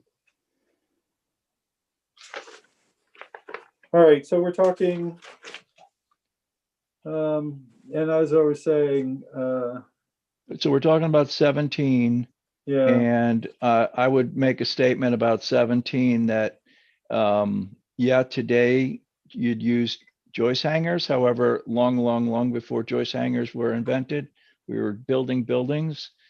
I don't see that he's actually made an observation that there's a failure or a problem. If joist hangers make people feel better, that's fine. It doesn't seem like it's a requirement. It's just an alternate structural solution to the same thing. right. Well, I'd like to make a comment on that. I agree with Chuck about that. I was getting close so I could read it better. But interestingly, in light of some of the prices Wayne was given to correct these things, they want $4,000 for these joist hangers. I can sell him some joist hangers for a little bit less. It seems like he's getting gouged on the price.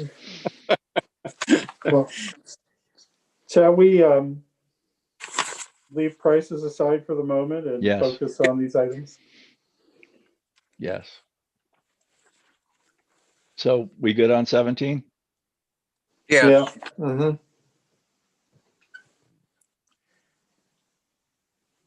So So 18 is the stairs to the basement, and there's nothing to do with us. It's just maintenance. Yeah. Yeah. Those stairs are probably original to the house. Mm. So they've always been that way. So 19? yes. I didn't understand this. Sill plates are generally at the bottom. Is that No. correct? They're They're at the using- top of the basement windows. They're Really? using the sill plate of the wall as the header for the window. Yes. Okay, thank Is my you. guess. Thank That's you. right. That's typical. Okay.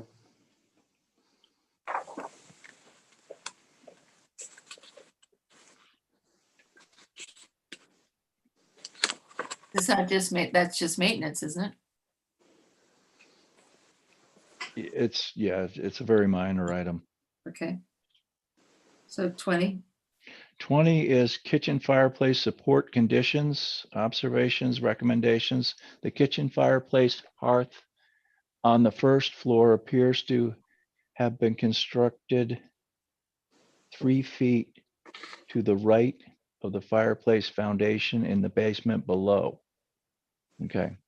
I haven't heard a problem yet, but now we jump right into a solution. We recommending adding support underneath the actual kitchen fireplace location as specified by a qualified design professional.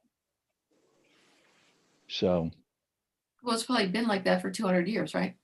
the report doesn't indicate there's no indication of a problem. Just, I don't, number 20 doesn't indicate a problem. So I think we move on. I think Okay, that's so good. that brings us to essentially the end of the report. Do you want the conclusion? Well, I think that, yeah, it's gotten a little awkward with the mask on, I'm sorry. But I think that the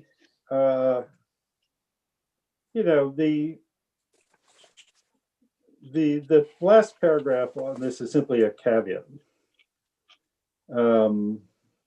The second paragraph, the first paragraph rather, because there are only two,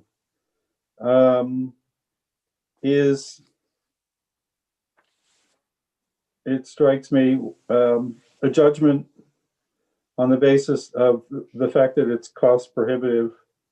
I'm not aware that this is typically what you bring an engineer in to tell you, that you're unwise to undertake these because of the expense involved. I agree. I see a disconnect in the conclusion. I mean, it seems to me that the conclusion is, shall we say, forced. And frankly, I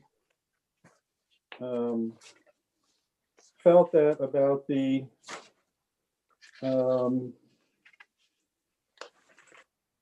Ennis construction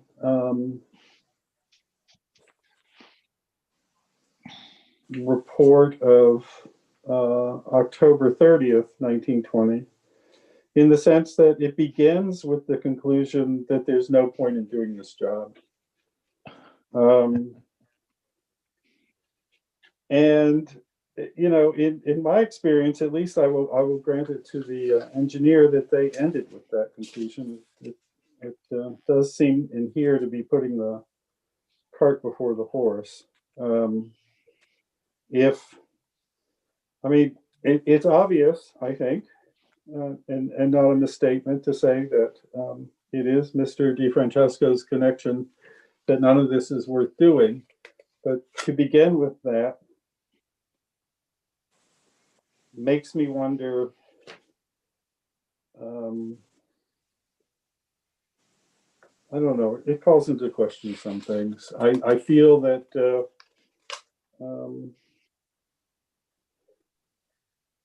and these are all nice with the second, the itemized Ennis construction, they're all nice, large, round numbers. And some of them we would not want done. Some of them, I think they, you know, I question whether they really need to be done. I feel, part of me feels that we're basically being asked to accept reports and then estimates on the basis of those reports, where it's sort of, you know, the fix has been in from the start, for lack of a better word. I would simply state that, in my opinion, there's no information here. There's no evidence that would make me arrive at the conclusion that this property should be torn down in any way. I agree with Chuck. I don't see anything in the report that says that it needs to be demolished. I agree.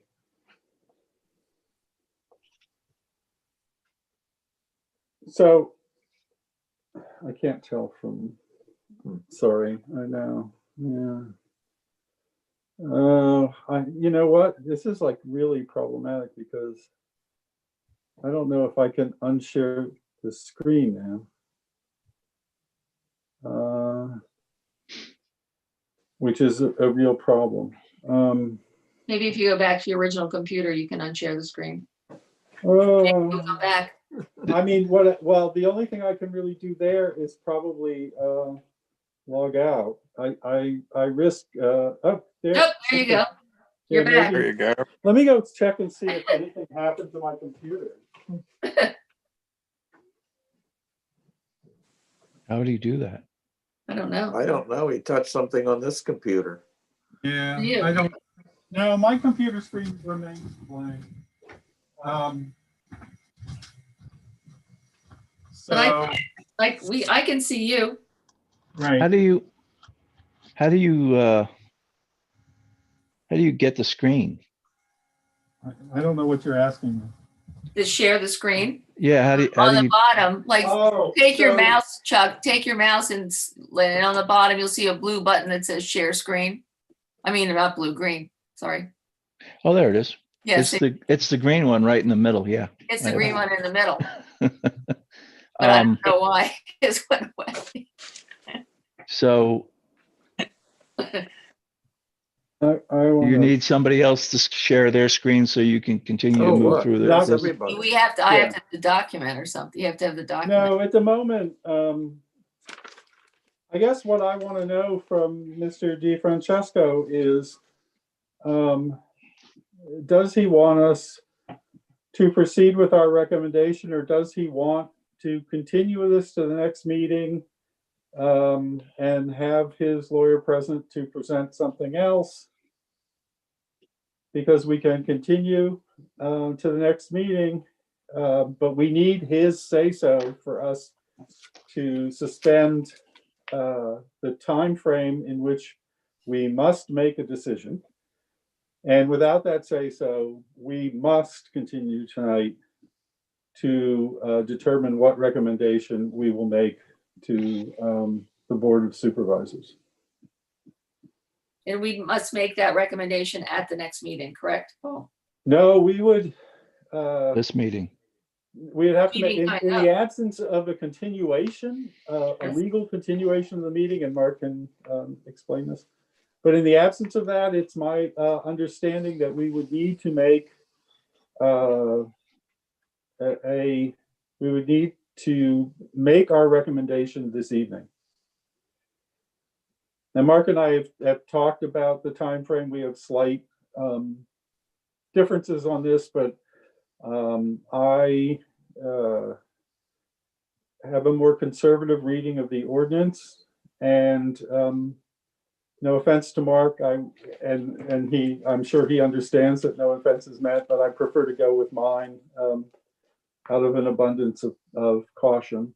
And so without an agreement to continue to the next meeting from Mr. DeFrancesco, we have to move on with the discussion and move toward making a recommendation to the supervisors. And then we would have to prepare a report. We would have a couple weeks in which to prepare the report and then deliver it to the supervisors. Yeah, just to chime in, that's the issue is as long as the hearing is in process, the board has the ability to continue its consideration of the application. Once, if the applicant says, the hearing is over, then the board, without a basically an agreement for a continuance to the next regularly scheduled meeting of the HARB, then the hearing would be concluded on the application, assuming that there's nothing else Mr. DeFrancesco wants to present. And then the board would have 45 days from the conclusion of the hearing to render its written recommendation to the Board of Supervisors. I think we can certainly talk about when the 45 days starts to run, but tonight we have a hearing. It's being currently considered by the board. Mr. DeFrancesco is in attendance, and unless there's a continuance or Mr. DeFrancesco says he wants to present additional testimony, or he wants to respond to the discussion items that the board had tonight, then I guess the hearing would be over. I think it's up to the agreement of the applicant.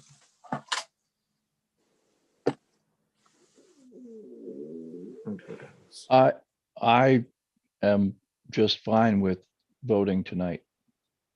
Okay, but I would like to hear from Mr. DeFrancesco. Okay. We presented information, 2 letters to you that weren't shared with the rest of the board. I think that was a disservice. But it's very clear to me, having heard you go through the reports and seen the conclusion and then just totally disregarding the conclusion, and you're not taking any of the financial considerations in, and you've already made a decision. You've already voted on it. So you might as well just finalize it tonight. I don't see any point in postponing this. There's nothing that anybody could present to you that's going to give any different decision than what you just all voted on a few moments ago. I just want to clarify. I didn't hear a vote. I didn't hear a motion. I didn't hear a vote. There was quite a bit of discussion. But unless I missed something, I don't think there was a vote. I think we were talking about cost-effective solutions that are probably available, but we haven't been able to see the property. So based on what I've seen of the engineer's report and the estimates based on the engineer's report, part of which are clearly faulty, like for instance, the 3rd floor windows, which is a non-issue. If he wants us to vote, fine, we can vote, but there's been no vote taken so far.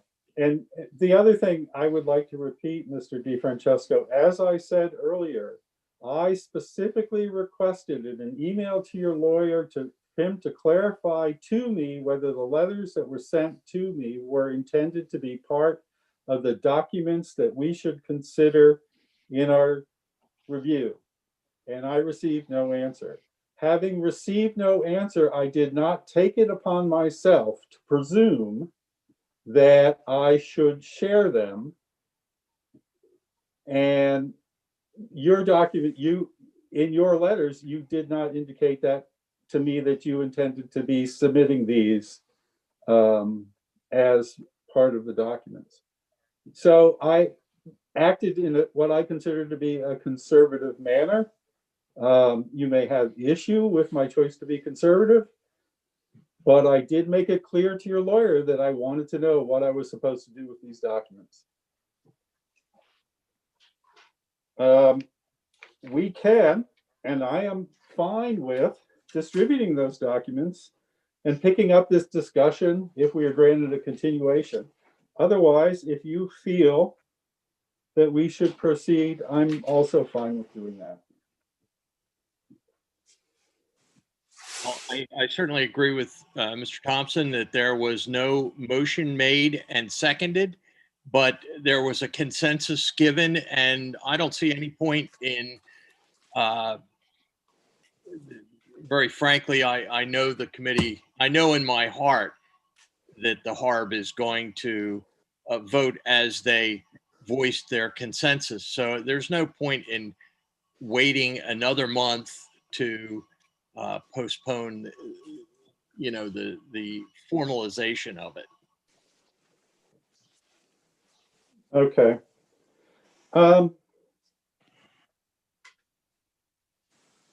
I would like to make a few comments.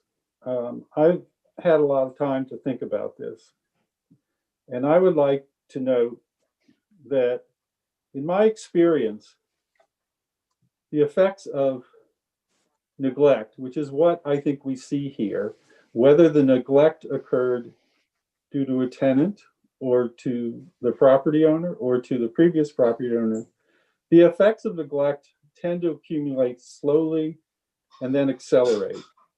A small leak becomes a large one over time, and the ceiling that starts with a wet spot becomes a collapsed ceiling unless the leak is repaired.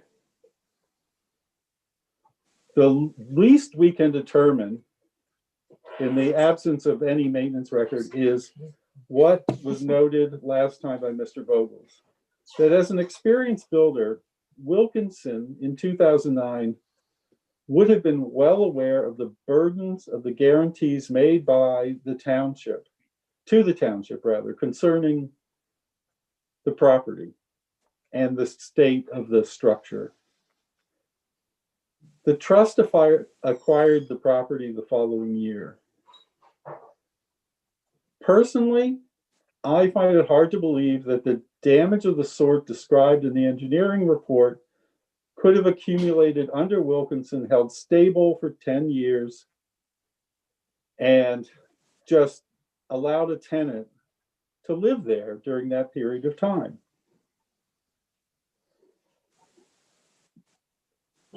But all of this aside, as was noted last time in the exchange between Ms. Latimer and Mr. Thompson, that when the trust acquired the property, it acquired the obligations associated with the approved subdivision plan and the obligations associated with being in the historic district. Damage that occurs by accident, by a former tenant, by neglect of a former owner, is still the responsibility of the current owner to rectify. Any existing damage also does not create permission for the current property owner to continue to neglect the property. This is a historic structure in a historic district. This is not a modern house. It never was a modern house from the day it was acquired by the trust. If there was truly a burden placed upon the trust by this property, the time to have done it was when the property was acquired. The time to have come forward and said so was when the property was acquired. We have no way of judging, in the absence of materials that we have requested, when this has occurred. Mr. Gill suggested last time that there could have been a fairly sizable amount of damage that occurred while it was owned by Wilkinson. There's no way for us to judge that. We are 10 years down the road from when the trust acquired the property with an unknown amount of maintenance, and I would point out that the limited documentation we have received only is largely for maintenance that occurred after a court judgment called for that. I would also point out that no matter how or why the porch roof collapsed, what I find interesting about the collapse of the porch roof is it sat there for an awfully long time. We had a township that wrote letters, then issued citations after writing letters. They did not initially issue citations because I sat in a meeting in which, I heard the chairman of the supervisors at that time say, well, we try and work with the property owner to get it corrected first. So citations only come when that method fails. And then when the citations were not yielding satisfactory results, the township undertook what has now become a series of court cases. In the meantime, until there was a judgment, that roof sat there and elicited all kinds of comments from residents on Facebook. It showed a total disregard for the fact that the structure was the house was a contributing structure in the historic district. It, I think, would be seen by many as self-evident evidence of neglect. And when it was cleaned up, as far as I know, none of it was preserved. I've had certain experience of my own tearing down old sheds, and I've become quite successful at doing it with a sledgehammer. And I think that I and my sledgehammer could have gone up there and removed that roof almost immediately, as long as I had a pickup truck to throw that stuff in the back of. But no, it sat there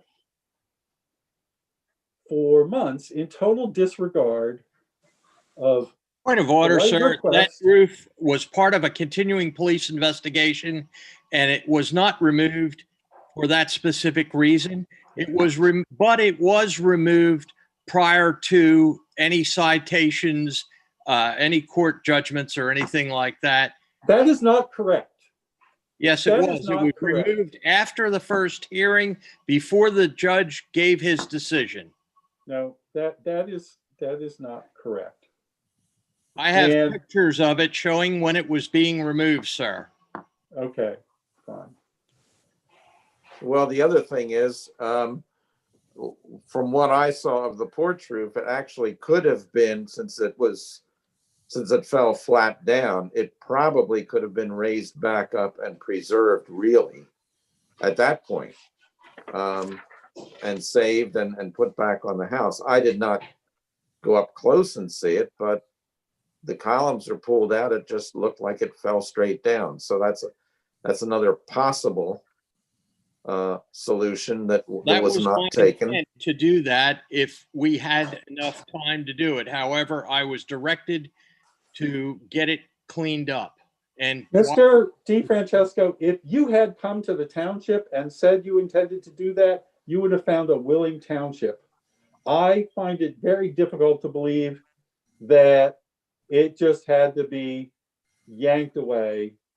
Frankly, if you think that this township would not have worked with you to have that roof restored, then you do not understand this township, and you do not understand why a township works to create a historic district.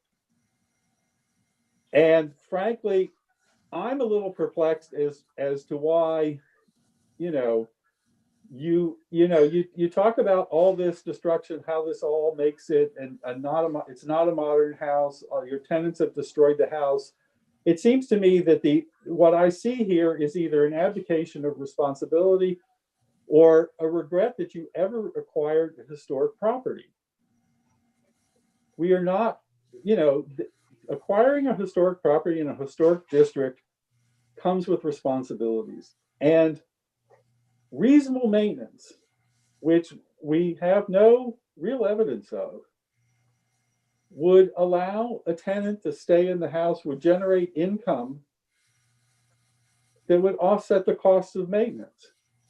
If maintenance is deferred, there is no doubt as to whether we look at all the costs associated with this house that you have presented, and even if we point out those that could be done more cheaply, those that are unnecessary, etc., there are still, a reasonable amount of costs there, but those costs arise because the maintenance has not been done.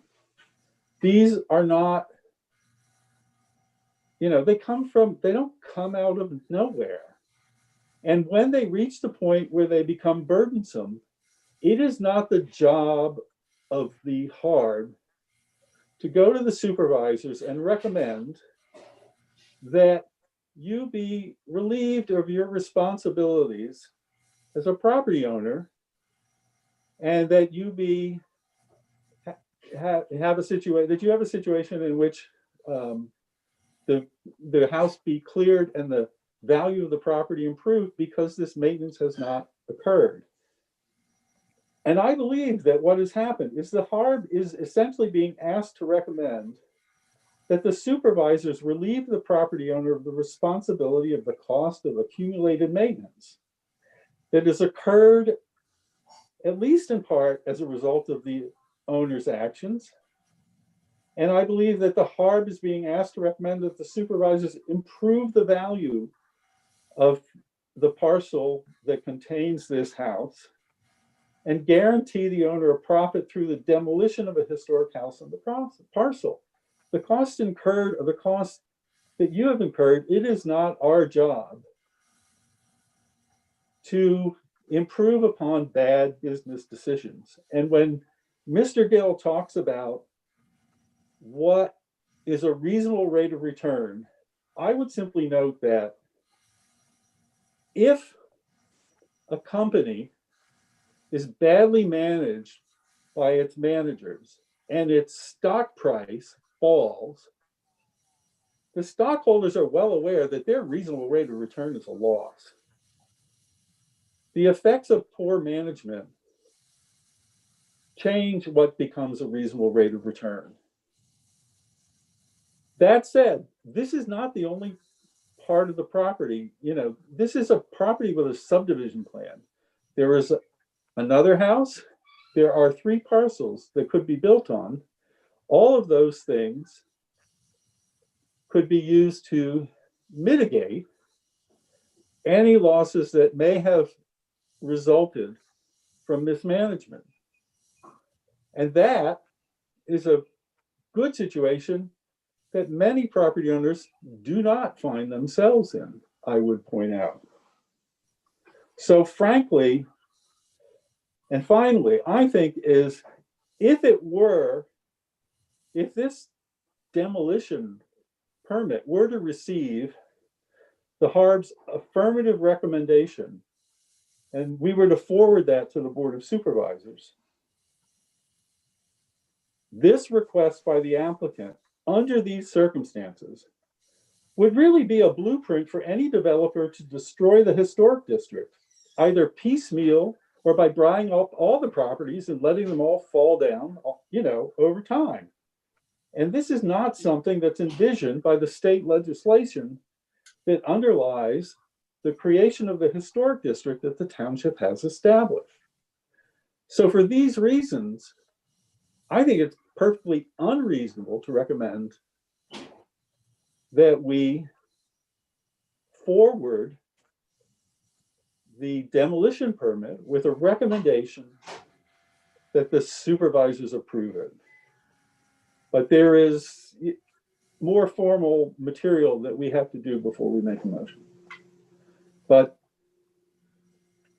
I think that that's a reasonable look at this. You sit there talking about your costs and your money, but your costs and your money are your responsibility to control from the get-go. It is not our job to make you whole if you've allowed things to deteriorate into a bad situation.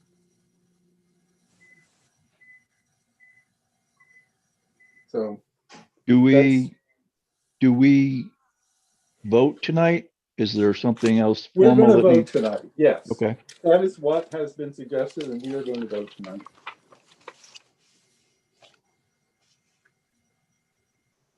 So the first thing we need to do before voting is we need to review the Secretary of Exterior's standards. And so as we've often done this, we will go through this again. The first item, and wait a second, I have to get a pen. I've got one. There you go. The first item is a property shall be used for its historic purpose or be placed in a new use that requires minimal change to the defining characteristics of the building and its site and environment. So the question is this yes or no or not applicable? No. I think it's a yes. No, it's absolutely a no. No, it's a no. Okay, then I'm looking A at demolition does not. Oh, a demolition. I'm sorry. Yeah, remember I'm we're talking sorry. about a demolition. Demolition. Okay, sorry. That's correct. It's a no. The historic character of a property shall be retained and preserved. The removal of historic materials or alteration of features and spaces that characterize the property shall be avoided. No. No. Each property shall be recognized as a physical record of its time, place, and use. Changes that create a false sense of historical development, such as adding conjectural features or architectural elements from other buildings, shall not be undertaken. There will be no property be recognized. So it's a no. Right. Most properties change over time. Those changes that have acquired historic significance in their own right shall be retained and preserved. No. Nothing is Down, going so to be it's a no. retained. Yeah. Distinctive features, finishes, and construction techniques or examples of craftsmanship that characterize the historic property shall be preserved. No. Nope. No. No. Deteriorated historic features shall be repaired rather than replaced. Where the severity of deterioration requires replacement of a distinctive feature, the new feature shall match the old in design, color, texture, and other visual qualities, and where possible, materials. Replacement of missing features shall be substantiated by documentary, physical, or pictorial evidence. No. That's a no. No. Chemical or physical treatment such as sandblasting that cause damage to historical materials shall not be used. The surface cleaning of structures, if appropriate, shall be undertaken using the gentlest means. I would suggest this is not applicable. Yeah. We're not. Significant archaeological resources affected by the project shall be protected and preserved. As such resources must be disturbed, mitigation measures shall be undertaken. I think this is, as far as we know, not applicable, frankly. You know.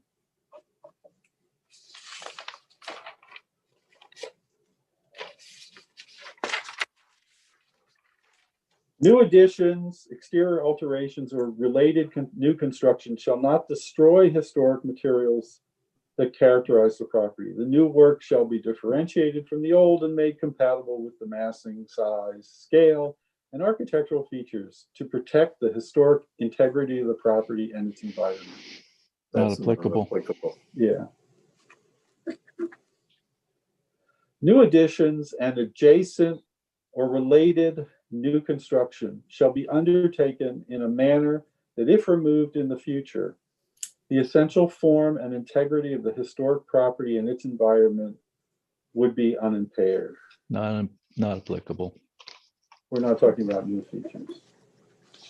So what we've got is A through F and G through J. So I would like to propose a motion.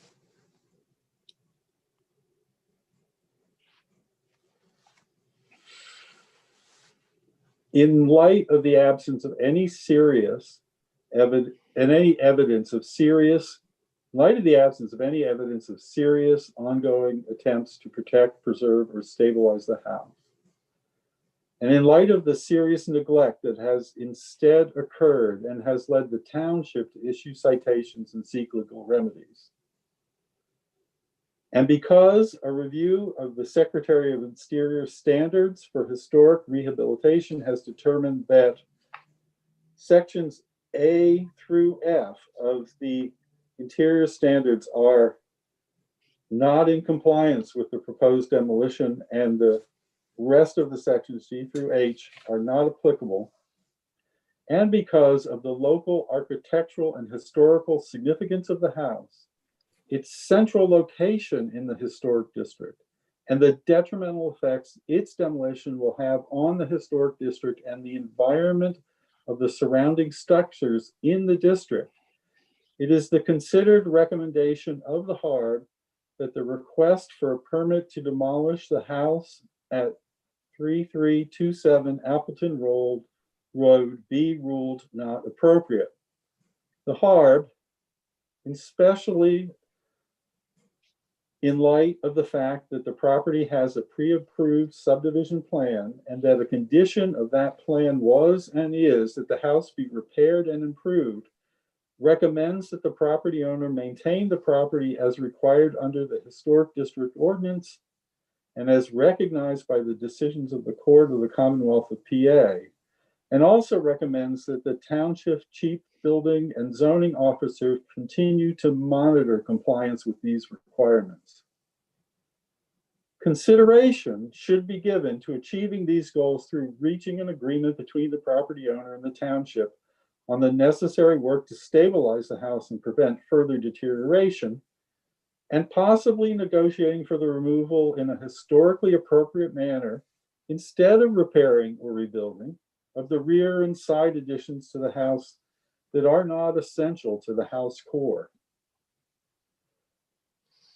We further recommend that the township work with current and future owners of the building to grant any reasonable and appropriate allowances that would facilitate the stabilization, preservation, and restoration of the house's contribution to the historic district, noting that the contributing features of the house under township ordinance are only its exterior ones. The report to the supervisors accompanying this recommendation should include the historic resource surveys filed with the Pennsylvania Historical Museum Commission, either an updated house and property history and description or a more detailed one if there is time and the ability to access the county archives and compile it, images of selected documentary photographs over time, and the recent timeline of the house and property's history, which should be supplemented by any pertinent observations and updates from the HARB. The report should also include any pertinent supporting documentation. Do I hear a second? I'll second it. Mr. Mandich, second.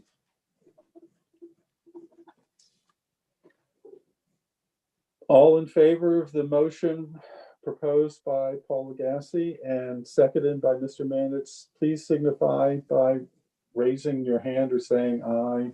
Aye. Aye. Lou is saying aye at this end. I am too. So that's unanimous. I would like to offer my services and be willing to accept the charge of the HARB to be the person to prepare a report that includes these materials, and I will do so in a timely manner if that is acceptable to the members of the HARB. I would like you to signal by raising your hand. And Lou is raised. Oh, that's Lou's hand. Yes, I keep looking at this. Okay. I will include the letters that were sent to me that were not shared with the HARB members because I had incomplete. I had no direction from Mr. Gill. Mr. DeFrancesco, we have made our decision. We will make our report as required in the time frame set out by the ordinance. Okay. Mark? Mr. Thompson? Yes, Wake up. So I will. I'm here. I will need to consult with you a little on time frame and things and getting all these materials together. I suspect it will take a couple weeks anyway. But that is, we have the time frame for that. And if the supervisor, if it does not occur in a timely enough fashion for the supervisors to consider it at their January meeting, we will get it to them. We have the time, and we certainly will get it to them in time for them to consider it for their February meeting.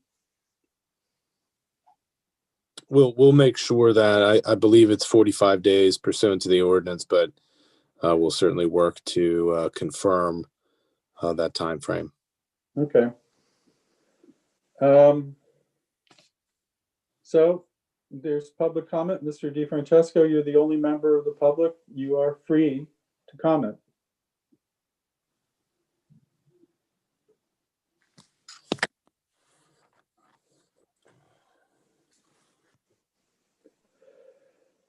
Hearing none.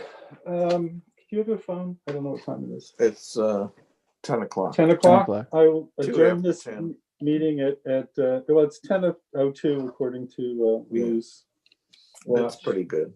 and we'll accept that. Been a long evening. So good night. Good night. Thank you all. Good night. Thank you. Right. Good night. Thank you, Paul.